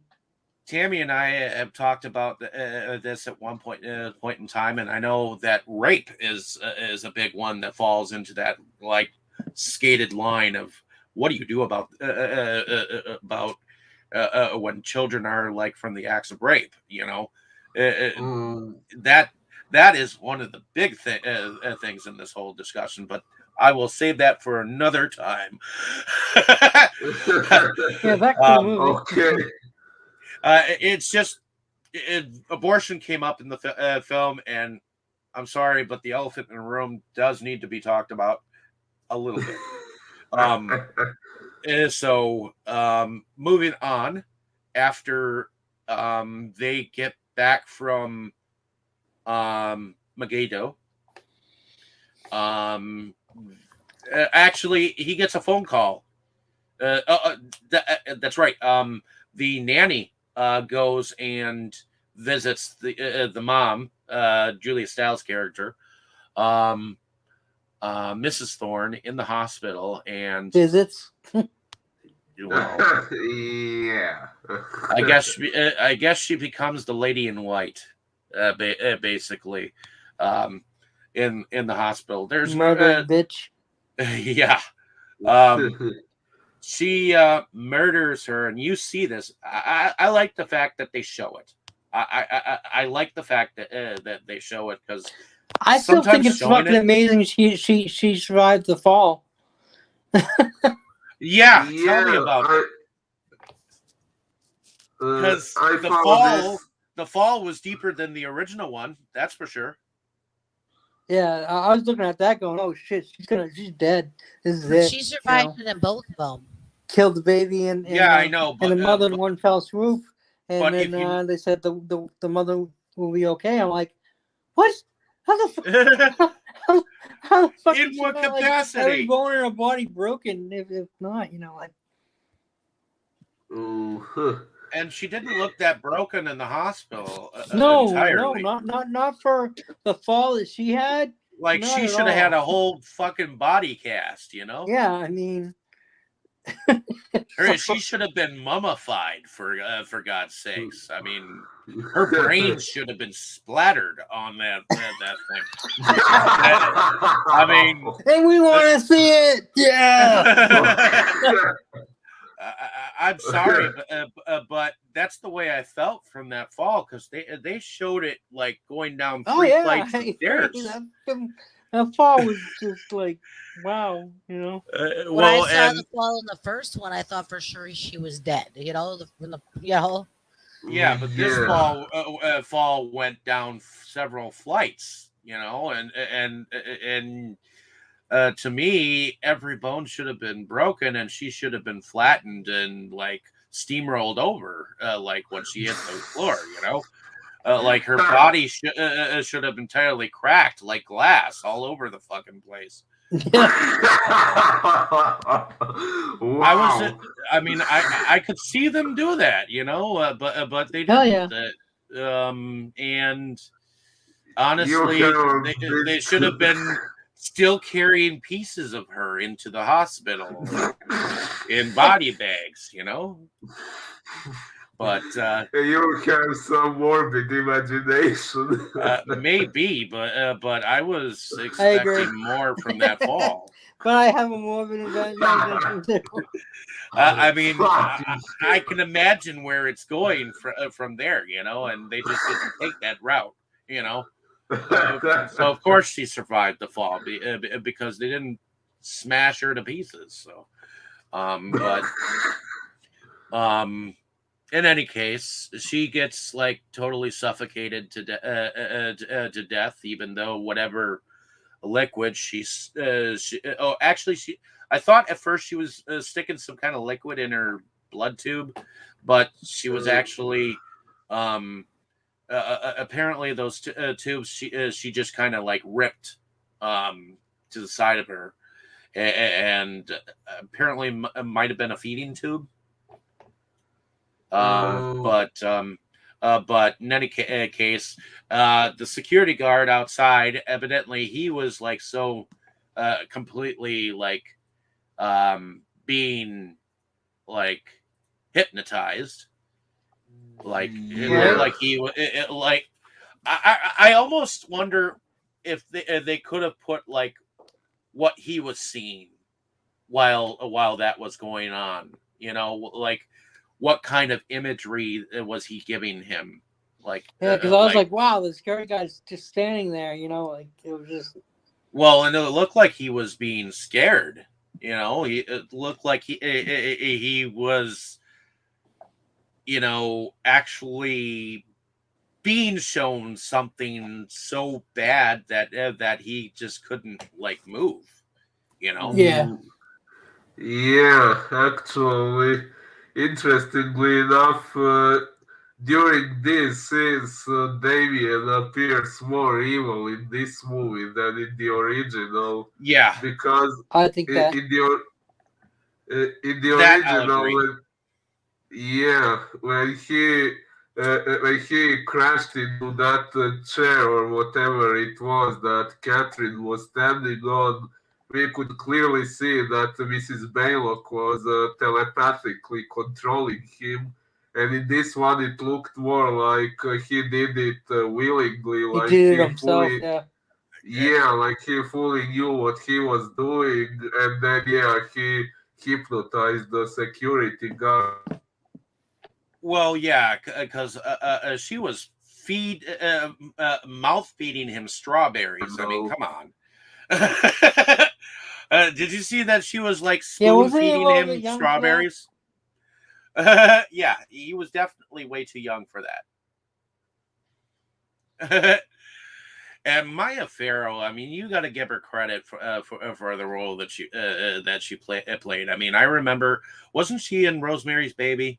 She was, and she was also in Zombie 2. Dario Argento or Lucio Fulci's Zombie 2. Um,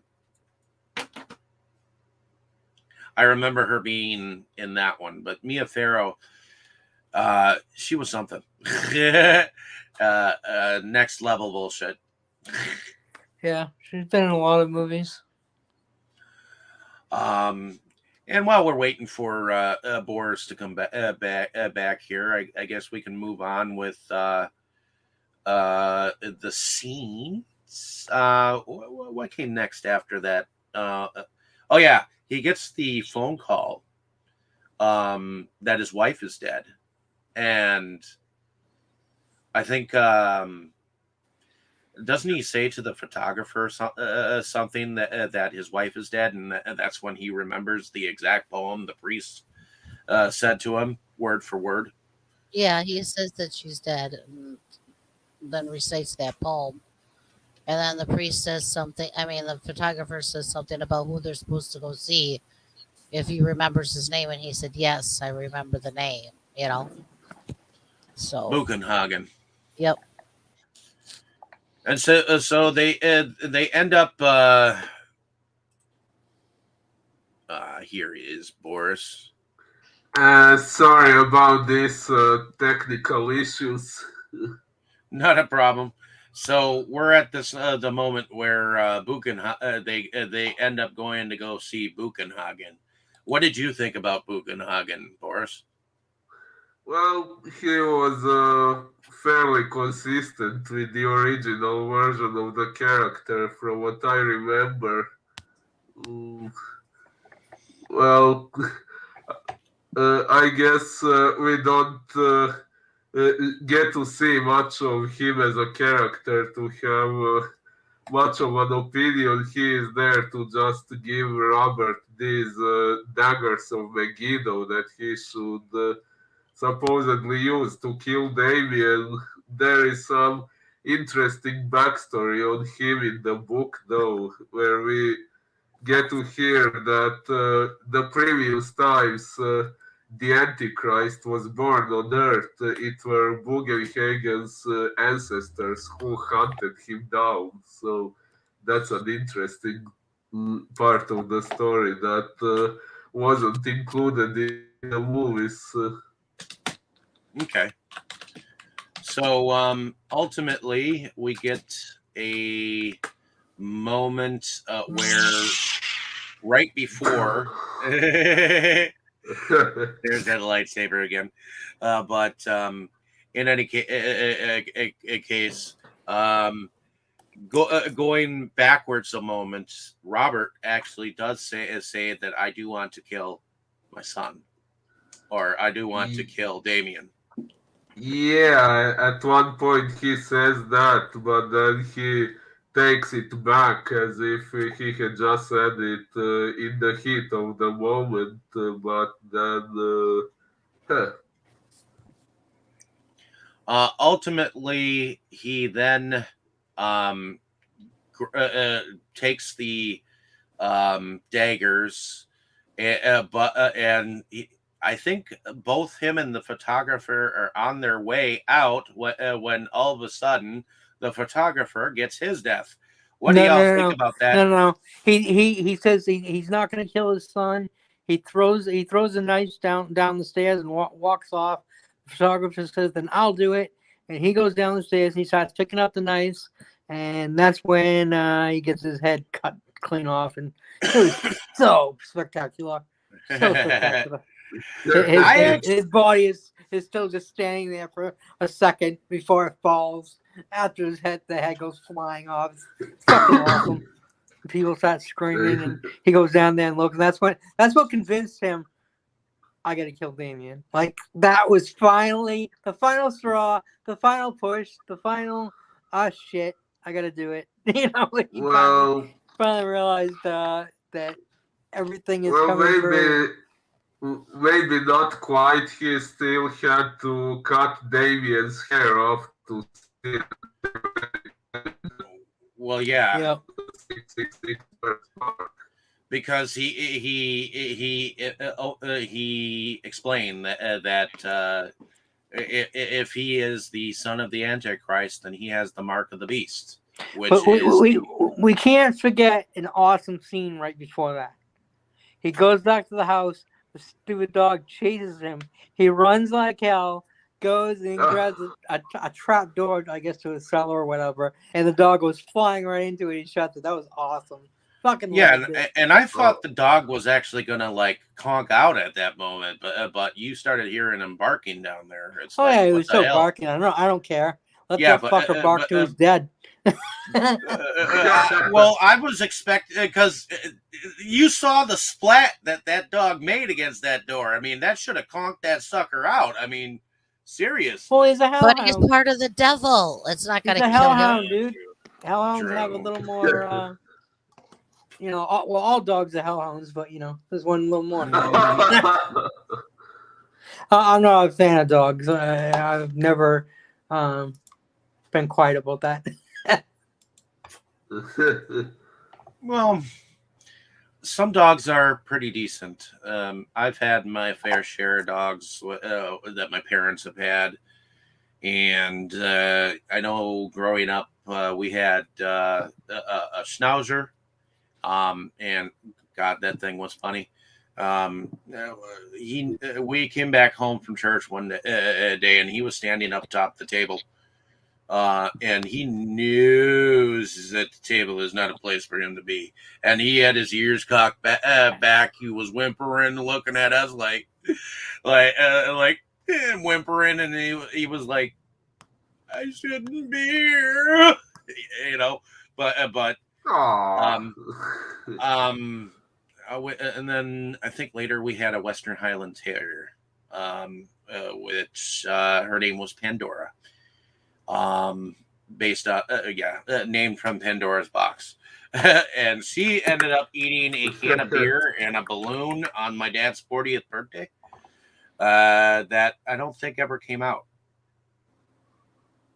Okay, more than we needed to know. I basically grew up with German Shepherds, and they were wonderful, especially when I was little. The one that we had for most of my growing up, his name was Baron, and he was big. He was 6'1" on his hind legs and 150 pounds, and he was solid German Shepherd. And there was no way you were going to do anything bad to my mom or me unless you could get through him. So, and I did not advise trying to get through him. Now, one funny little thing. When my mom and my stepdad got together, to the way the house was set up, you had to walk past her bedroom door to get to the bathroom, and Baron would lay at her bedroom door. And if Jerry got up to go to the bathroom, he would watch him walk to the bathroom and walk back to make sure he did not go in the bedroom. He was not allowed in the bedroom. It was kind of funny. It does sound that way.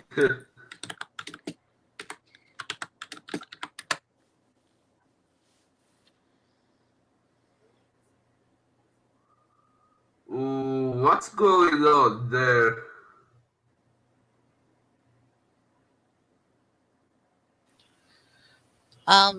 Just be back in a moment. Oh, Dave got abducted by okay. aliens. I'm sorry, Kroll. What did you say? I said Dave got abducted by aliens. He was there Yeah, and then he's gone. Poof. Good special definitely. effects, huh? Yeah. I wonder what they're discussing. I don't know. Must be juicy. Yeah, seems so. We want to hear.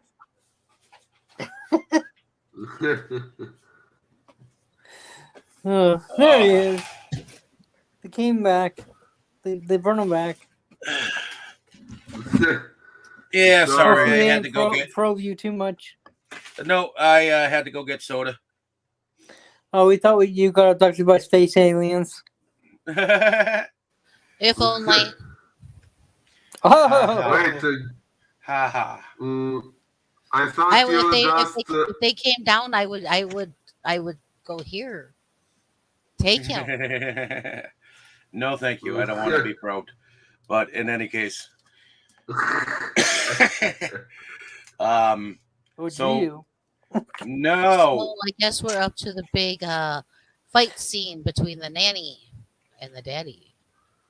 Oh, yeah. Not much of a fight scene. Mhm. Yeah, actually, that scene was, I would Yeah, she say, more jumps- badass she jumps than the on him. original. She jumps on top of him after he cuts the kid's hair and sees the mark, and she jumps on top of him and on his back, and Oh yeah, like the a fight raven, scene like in a the raven first one lunatic. was the first one was a lot more intense. Yeah, I You had the mean, big fight scene up in the bedroom, and then it continued. her killing the mother's a little bit different. The mother's in the hospital, can't fucking move at all, and she suffocates him. The father is 100% healthy, and she's not just not getting away with the same thing. He kicks her ass. Which I love. I love when he boots her at the end when she tries to grab his leg, and he just like pow. Her out. Great. Yeah, it was pretty Yeah, good, that- but the first movie, the fight scene was more intense. And it Yeah, continued. Like I it said, was- I don't remember details of the original, so it's been so long since I saw it. So Well, the It original, does- it was up in the bedroom, but yeah, and it then definitely it continued. it definitely lacked. It definitely lacked something. Yeah, it continued down the hallway, and then I think he beat the crap out of the Rottweiler. Oh, we already said that. That was No. I'm talking about the original. Oh. I thought that he had actually thrown or kicked the Rottweiler down the stairs in the original. No, it's that and would have the- been great, awesome too. in the original. It's her and him that go down, and they continue fighting. in Get the those kitchen, evil bastard and dogs. she tries to stab him with some things that were in a drawer in the original. Oh yeah, that's right. And then he ends up stabbing her. That's why I said the fight scene in the original between her and him is a lot more intense than this one. Yeah. It continued was- throughout the house and then outside. Whereas this one was in the house, and then all of a sudden she was like slashing at him with that axe. Yeah, or was it a sledgehammer? I think it was an axe. I think so as well. Not sure. But what do y'all what do y'all think about that whole grabbing the kid and getting chased by the cops scene?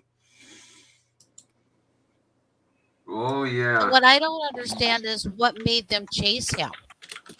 They, the cops were there for security, so he goes flying out of there. Why did they need to chase him? I don't understand what made them chase him. That part Well, I don't get that in either one of them. Why they chased him? Well, he did come out of Maybe. there pretty fast. He did crash into the gate. They didn't know who the fuck he was. For all intents and purposes, he could have been, in fact, the person in which they're trying to protect, being kidnapped. So. They knew who he was. They even said over the radio that they were chasing the car and that it had him in it.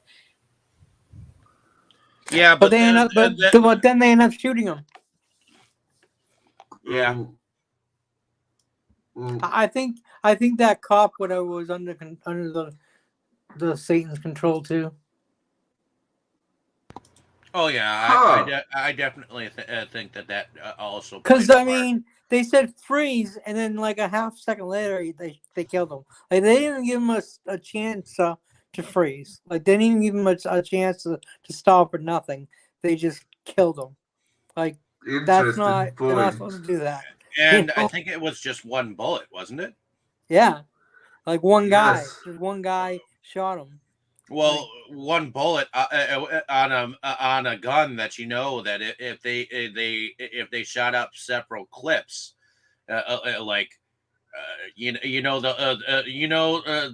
all the different like shootings the cops have had before, where they've always stated, oh, the rounds shoot off several times, you can't stop them. This dude was able to shoot one clip off and stop. Yeah. It makes you wonder at other moments, can a cop stop at one shot? It did. But in any case, so what do we think about the movie as a whole? Did we enjoy it then? Well, I just want to say at the end though, and it's actually in both of them. When he's just going to stab him, and they do the daddy, don't kill me, daddy, and the kid seems like all innocent now after he's been kicking and screaming and throwing a fit all the way to the church, all the way inside the church, and then when he's going to do it, he's like, daddy. They do that a lot with movies. And I think in both of the films, you get that moment where he's like got locked hands in with the president of the United States, and he looks back and gives that little small smirk. Yeah, when his head turns around, he has a little smirk. I think the smirk is more menacing though in the first one, honestly, but. I do agree with that for the most part. I'm so used to the original seeing this one. I mean, I agree with You're most. Biased. Maybe a little bit, but I do think that the original death that happens to the photographer was actually much more extreme than this. Although this one was more calculated. This one was badass. It was badass, but the other one was more badasser. So, to me, you'll have to go back and rewatch it one of these days, Kroll, and let me know. I mean, it's hard not to compare the two, Oh yeah, I mean, yeah. You always compare the originals to the reboots. I mean, it's natural. But let's talk about let's talk about production. Oh yeah. Well, as we have said a few times now, there were some things that were done better in this movie than in the original. Some deaths were more gruesome, more graphic, more realistic. But then there were some that were a bit less dramatic than in the original, which I think is kind of a downside. But okay, I guess they didn't want everything to be the same.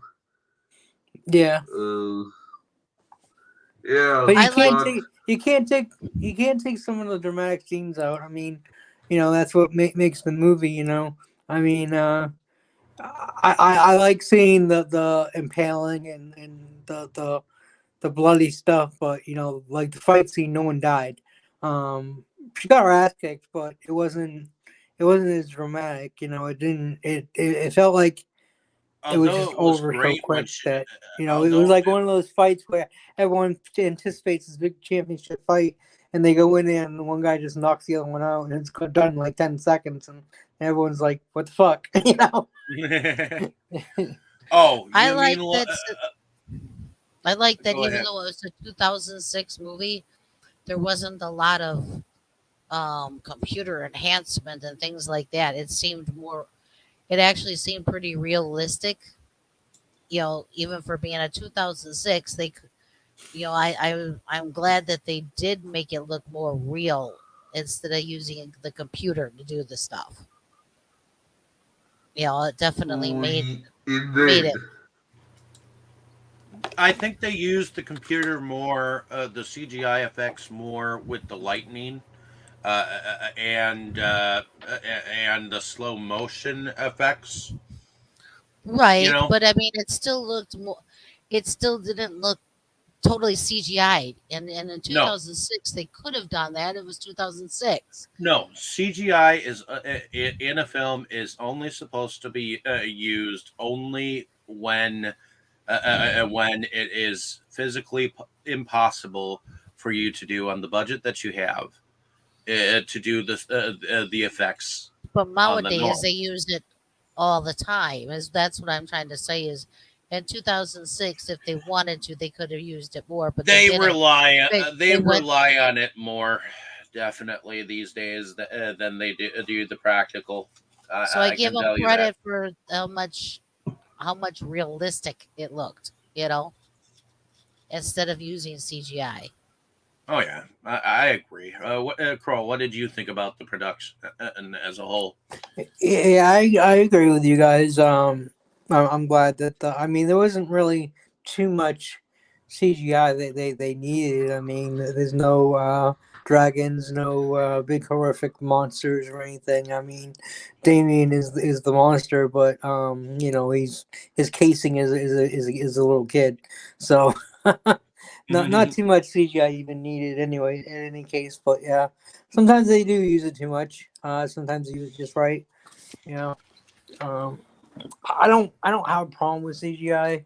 I just if it's not needed, it shouldn't be done. That's how I feel. You know, obviously you got a huge dragon, you gotta have CGI. I mean, he's, if you want it to look good, it's gonna be CGI or whatever. But I like the production of the movie. Obviously, they have more money than the original. The Oh original, like I yeah, said, I don't really remember too much, but I think that had it was a decent production for what they had. And they used they, all the days they used a lot more drama. did Um, to um because they didn't have the technology to do other things where they have the technology now, but they sometimes forget that the drum is good too. So you gotta have a fine line between using visuals and telling us the drama to tell the story. You need both to tell the story correctly. Um, I think the movie did a pretty good job with that. With the exception of the fight scene that definitely seemed to be lacking. Other than that, I really enjoyed the movie. Thought the production was really well done. Just that fight scene could have been better. Could have been a little more dramatic. I guess. Yeah, I have to agree with the fight scene. The fight scene could have gone on a little bit more. They didn't have to do the same damn thing, but they could have extended a little bit more inside the house. They could have used different rooms and Yeah. just different things, you know. Yeah. Indeed. But I could have seen an extended fight scene in there somewhere, so that you could see that this bitch had a Definitely. fight in her that came from hell. Oh, indeed. But I what about you, Boris? What did you think about the production as a whole? Well, I thought it was pretty good. Yeah, I agree about the fight scene. It could have been a bit longer. That fight scene was what made Mrs. Baylock what she really was in the original. So that really was missing here. I do like the fact that some things that were different in this movie from the original were actually based on how it was in the book. That was interesting. And yeah, I think altogether it was good. I know the movie received some criticism because I guess people had their expectations, but yeah, remakes always get hated, which I don't think this movie really deserved. Yeah, It was remakes are one of pretty those good. things. It's just, some people are gonna hate it no matter what. They're gonna There go are in there like they don't want their favorite movie or a movie they love to be remade, so they go and watch it because they love the movie, and they criticize all of it because they don't really want it to be remade. It's just, We watched the see. behind the scenes thing, and the last part, um, they said it was with 13,000 feet of Oh yeah. a film was lost. They had to totally redo it. wow. Yeah. There was a moment where do you remember the moment? I I think thought they it had. was the ending that they lost that whole they lost the whole ending scene, and they had to totally redo it. Hmm. Whoa. That's crazy. Yeah, there was a moment where where they lost an entire scene. The devil Uh, made them do it.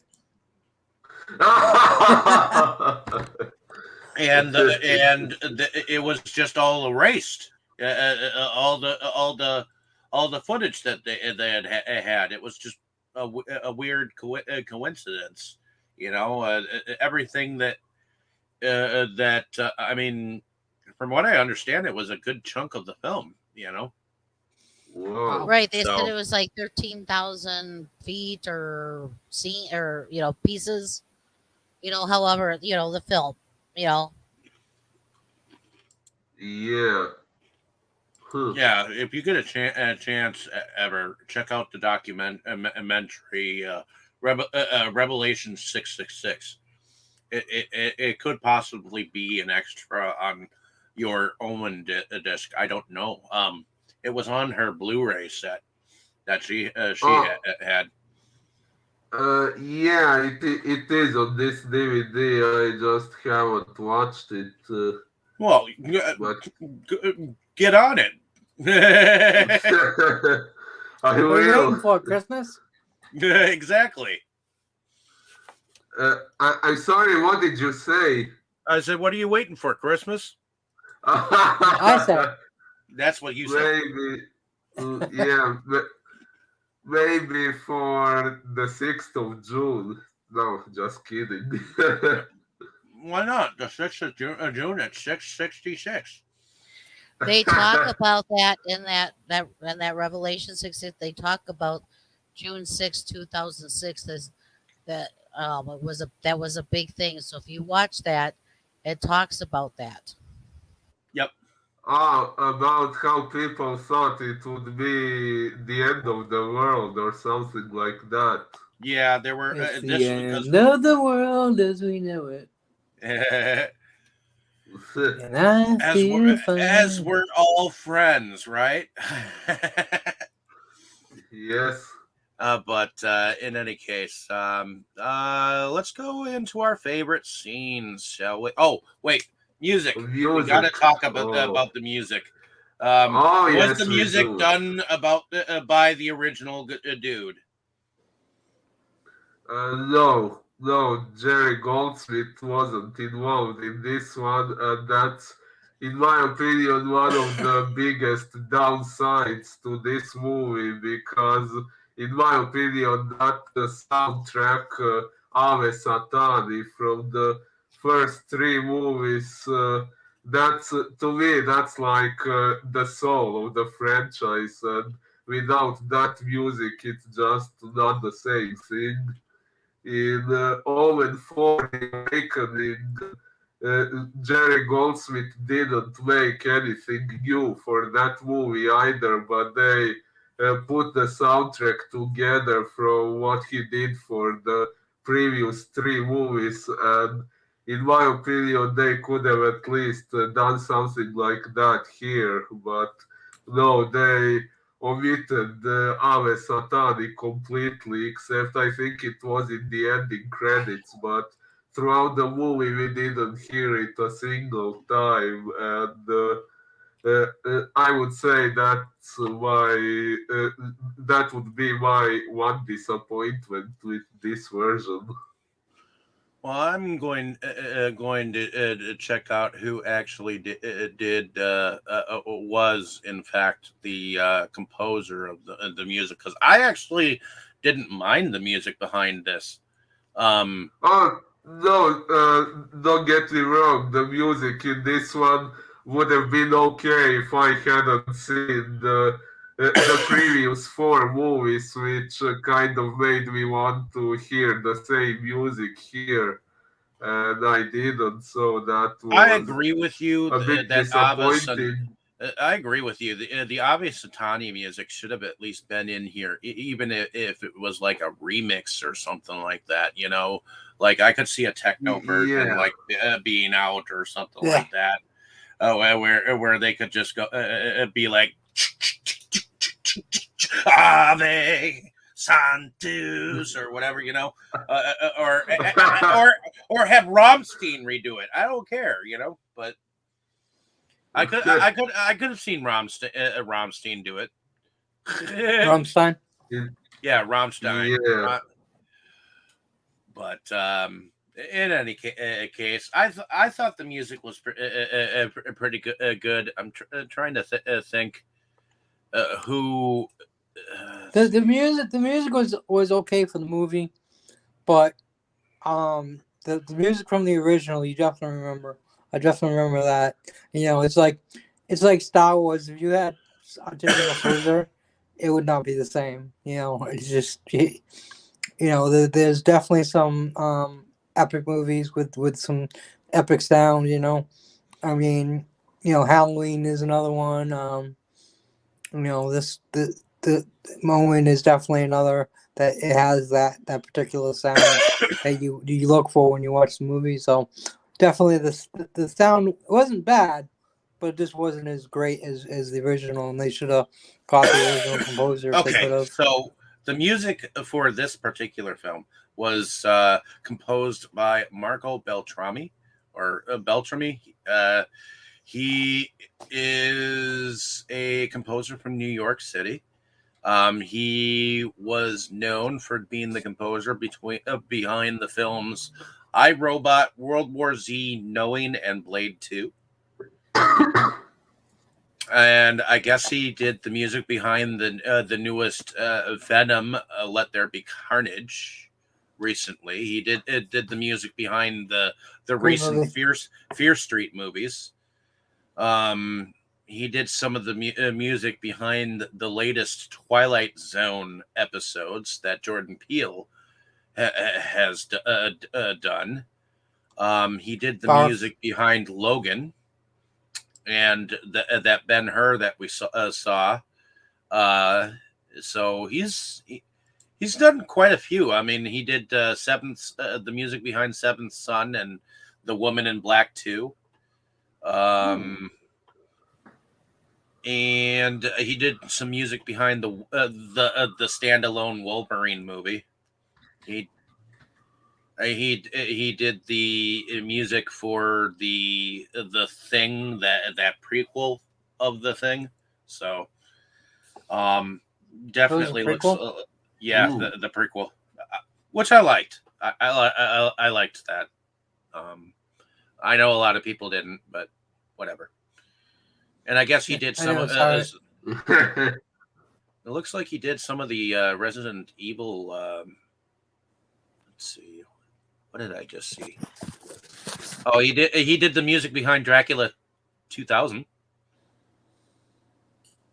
Cool. And Scream 3 and 4. So he was part of the Scream and 2. and the original Scream. So he was part of the Scream franchise.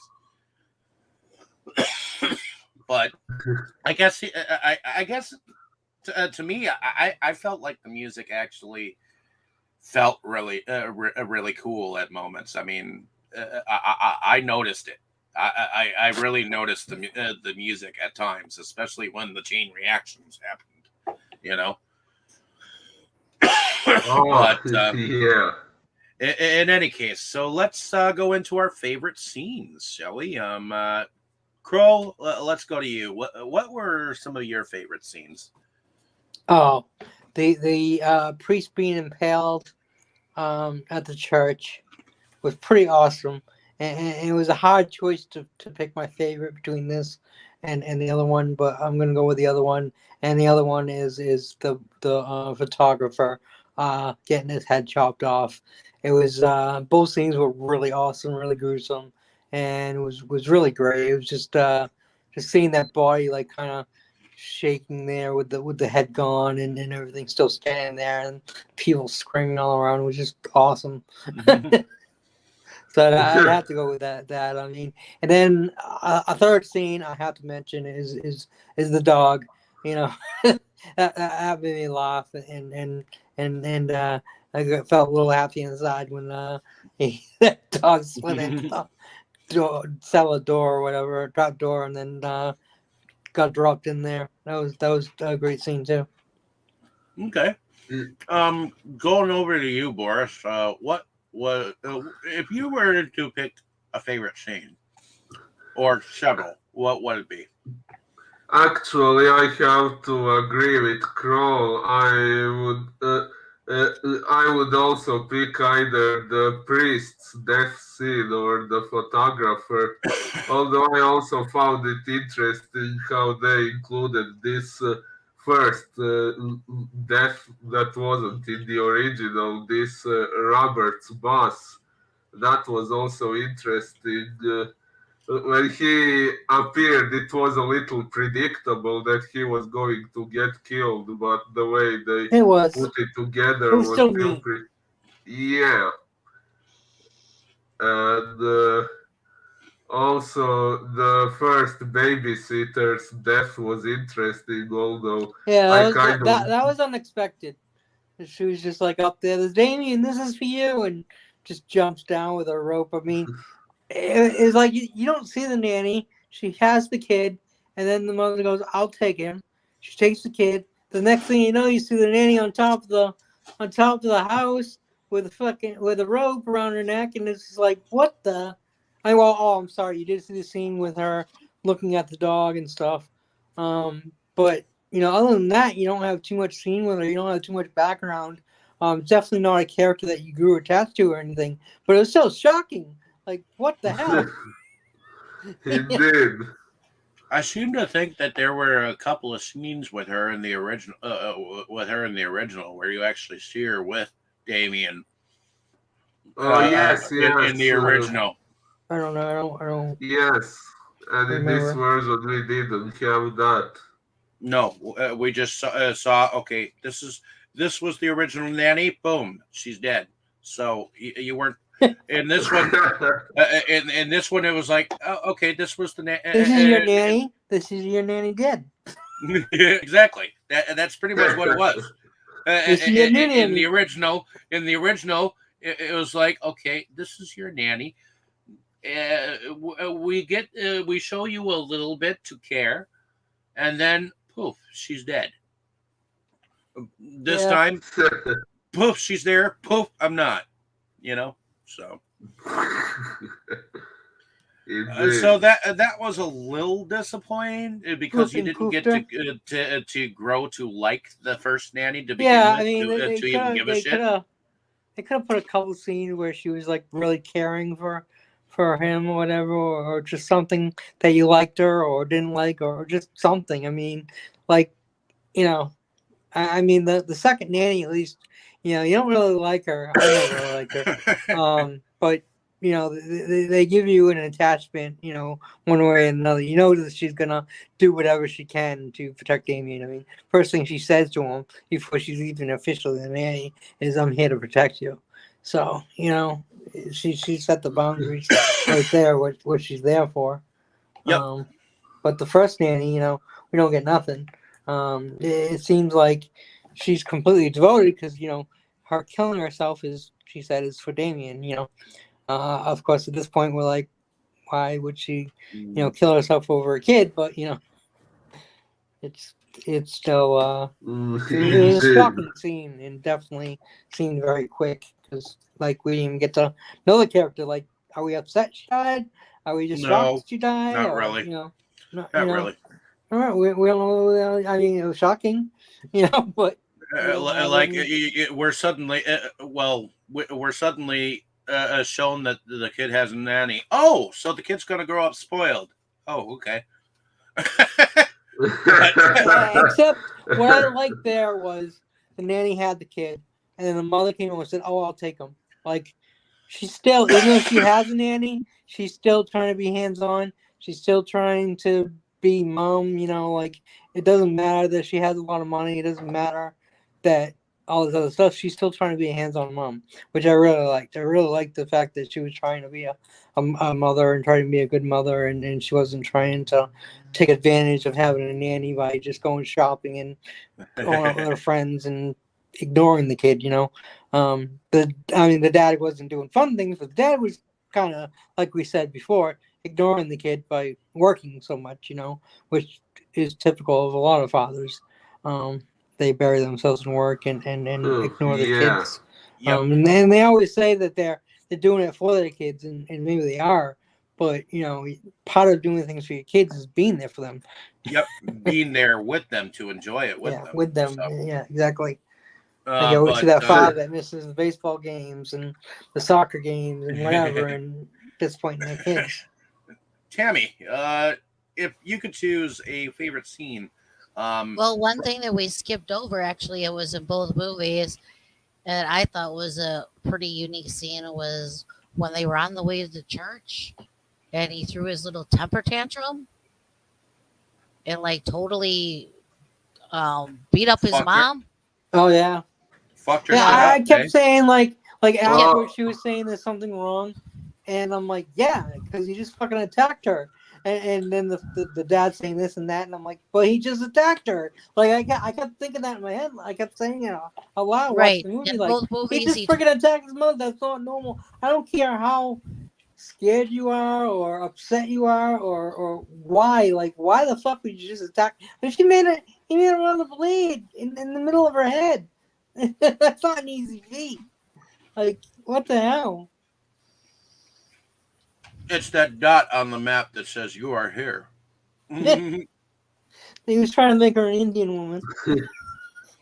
It's the light. It's the light going on for when the coffee's ready. There we go. So, anyways, that one was one of my favorites because he just, this is like a full blown, totally temper tantrum that just, whammo, Beyond temper tantrums. That was one of my temper favorites. Tantrums and all temper tantrums. Of course, the priest getting impaled. That was just, yeah. Hell yeah. So those were my favorite scenes. Trying to think. Can't forget the photographer. I do actually think that the priest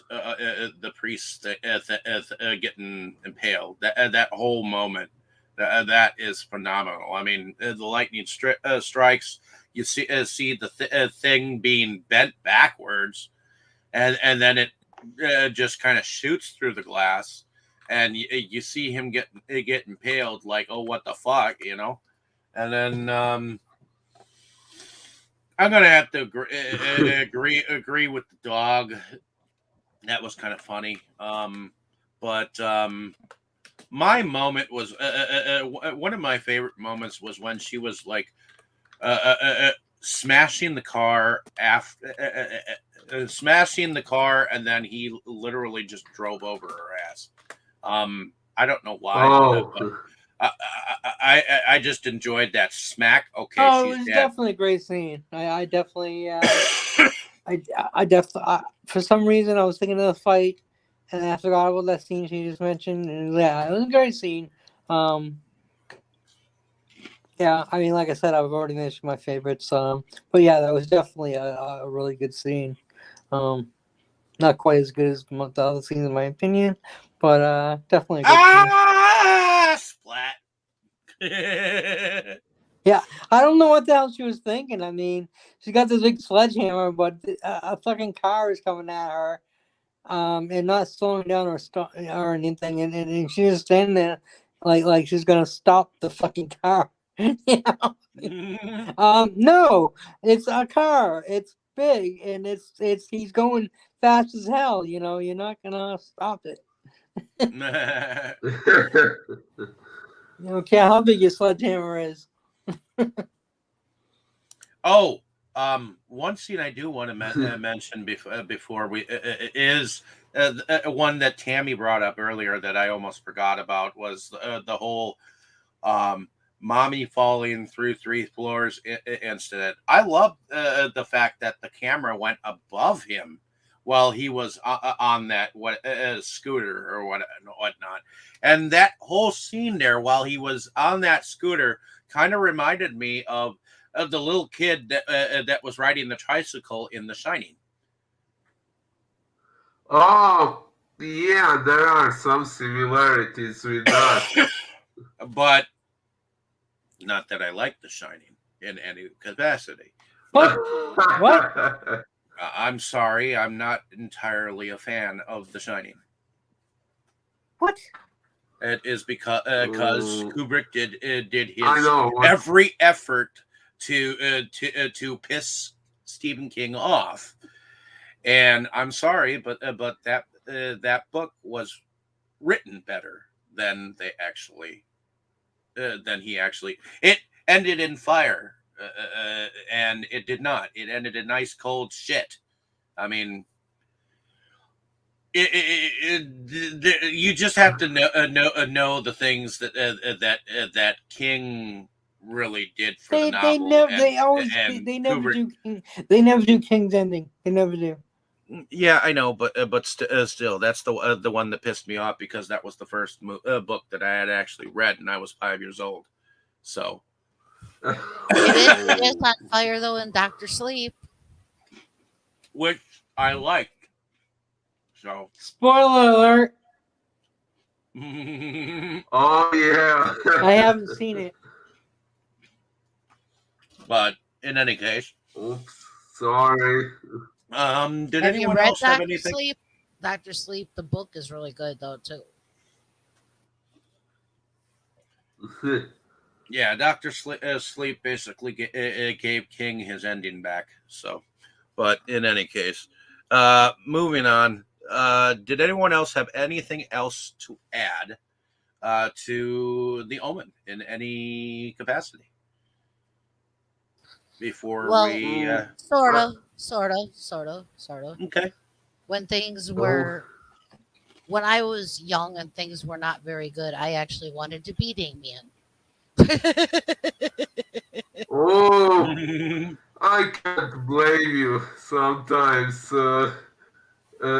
sometimes I kind of feel like I can understand some things he was going through. Maybe not in this version, but in the original, especially in the second movie, and maybe a little bit in the third one. But yeah. Well, things weren't good. Things weren't good with my mom and me for a long time, and yeah.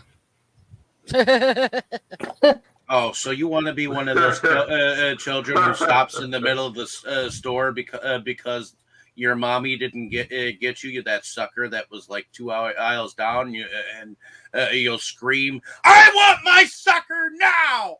Wah! Oh no! I knew better than to do something like that. I just wanted to cause things to happen like Damien. I can understand that. I could see that, but in any case, Not me. My mother was great. I mean, when I was a teenager, we got into some arguments, and to be fair, most of it wasn't the fact that I was a teenager. It was the fact that my mother was bipolar and nobody knew, and we just thought it was her diabetes. But so yeah, I mean, the fact that I was a teenager didn't help. But yeah, but still, through all of it, still love my mother and always had a great relationship with her. Well, I think my mom always thought of me as like the little devil or whatever, what I really wasn't. So I actually wanted to be it. Because you're going to think of me as that. I would Oh, like to. all right. indeed. So, why don't we go around the room and tell exactly what we do? So, Boris, why don't you tell us a little bit about yourself and what you do? Well, I'm a big horror fan, as most of you already know, and I'm an unpublished writer. I have been writing a lot recently, and I would like to publish my novel that I finished a while ago. And aside from that, not sure what else I should say, but if you have anything you'd like to ask me, you can. Well, I know that you do have a book of poetry out there for people to go ahead and look at if they want if they want it. I know it's out on Amazon, correct? Which you got to show me how to download Yes, that. it's yeah. I have a poetry book on Amazon. I'll try to find it on my phone. What is it called? It's called Baphomet and Duality. Okay, very cool. Uh, So, oh, Tammy, why don't you tell us a little bit about yourself and what you do? Well, of course, I'm your fiance. That's enough work. But That's news to me. I've enjoyed going on I with woke this up this discussion. morning and you were just there. uh, Can I wake up tomorrow morning and you're not there? Funny. here is the title of my poetry book. If Okay. anyone wants to look it up on Amazon. Yeah, it looks like it says Baphomet and Daddy. There we go. It says duality. Maybe not sure how well you can see it on the camera. I can see it now. We can see it now. No. But at first it Oh. looked like it said Daddy. So, Anyways, I enjoy watching movies and I collect some and I collect music and I've enjoyed going on this discussion and Thank you. that's about it. alrighty. And you also enjoy your 1972 Grand Prix during the summers. So, Well, of course. in And any so case, And I thought my mechanic was going to ban her from coming over there, but he told me no. So alrighty. Going over to you, Kroll. Why don't you tell us a little bit about yourself and what you do? Well, I enjoy watching movies and TV shows, so love being on these podcasts, on another podcast on Tuesdays, and read a lot of books, and I play a lot of games. So I enjoy doing all the nerd stuff. You know, it would be interesting if you ever started your own YouTube page with your own opinions. You know, Yeah, it probably won't happen. Yeah. I could see it happening. I could see you nerding out a little bit. But in any case, my name is David Streggy. I'm one of the founding fathers of Inside Movies Galore and Delusions of Grandeur, where both of them are used for podcasting.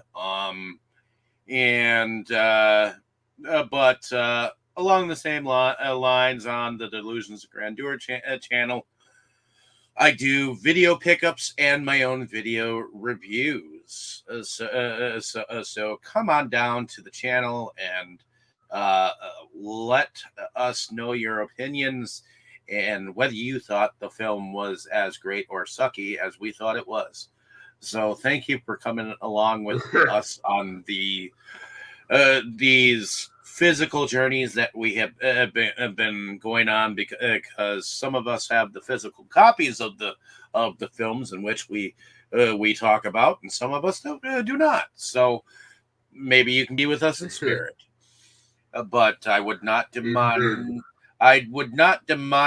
think so. So in any case,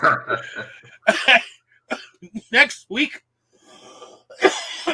I figured we would go on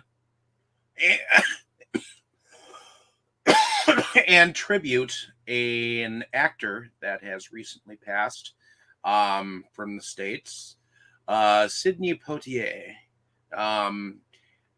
in a film called Guess Who's Coming to Dinner. So hopefully you get to experience what our thoughts and feelings are on that film, and come back with us and share the immediate joy that we are in kind of reminiscing and remembering the actor that he was. So in any case, like, share, and subscribe, and hopefully you have a great evening or morning wherever you are. Thanks for watching, and we'll be back next week, same time. So thank you so much. Say good night, everyone. Yeah, thank you all. Good night. Good night, everyone. Night, nanu. Good.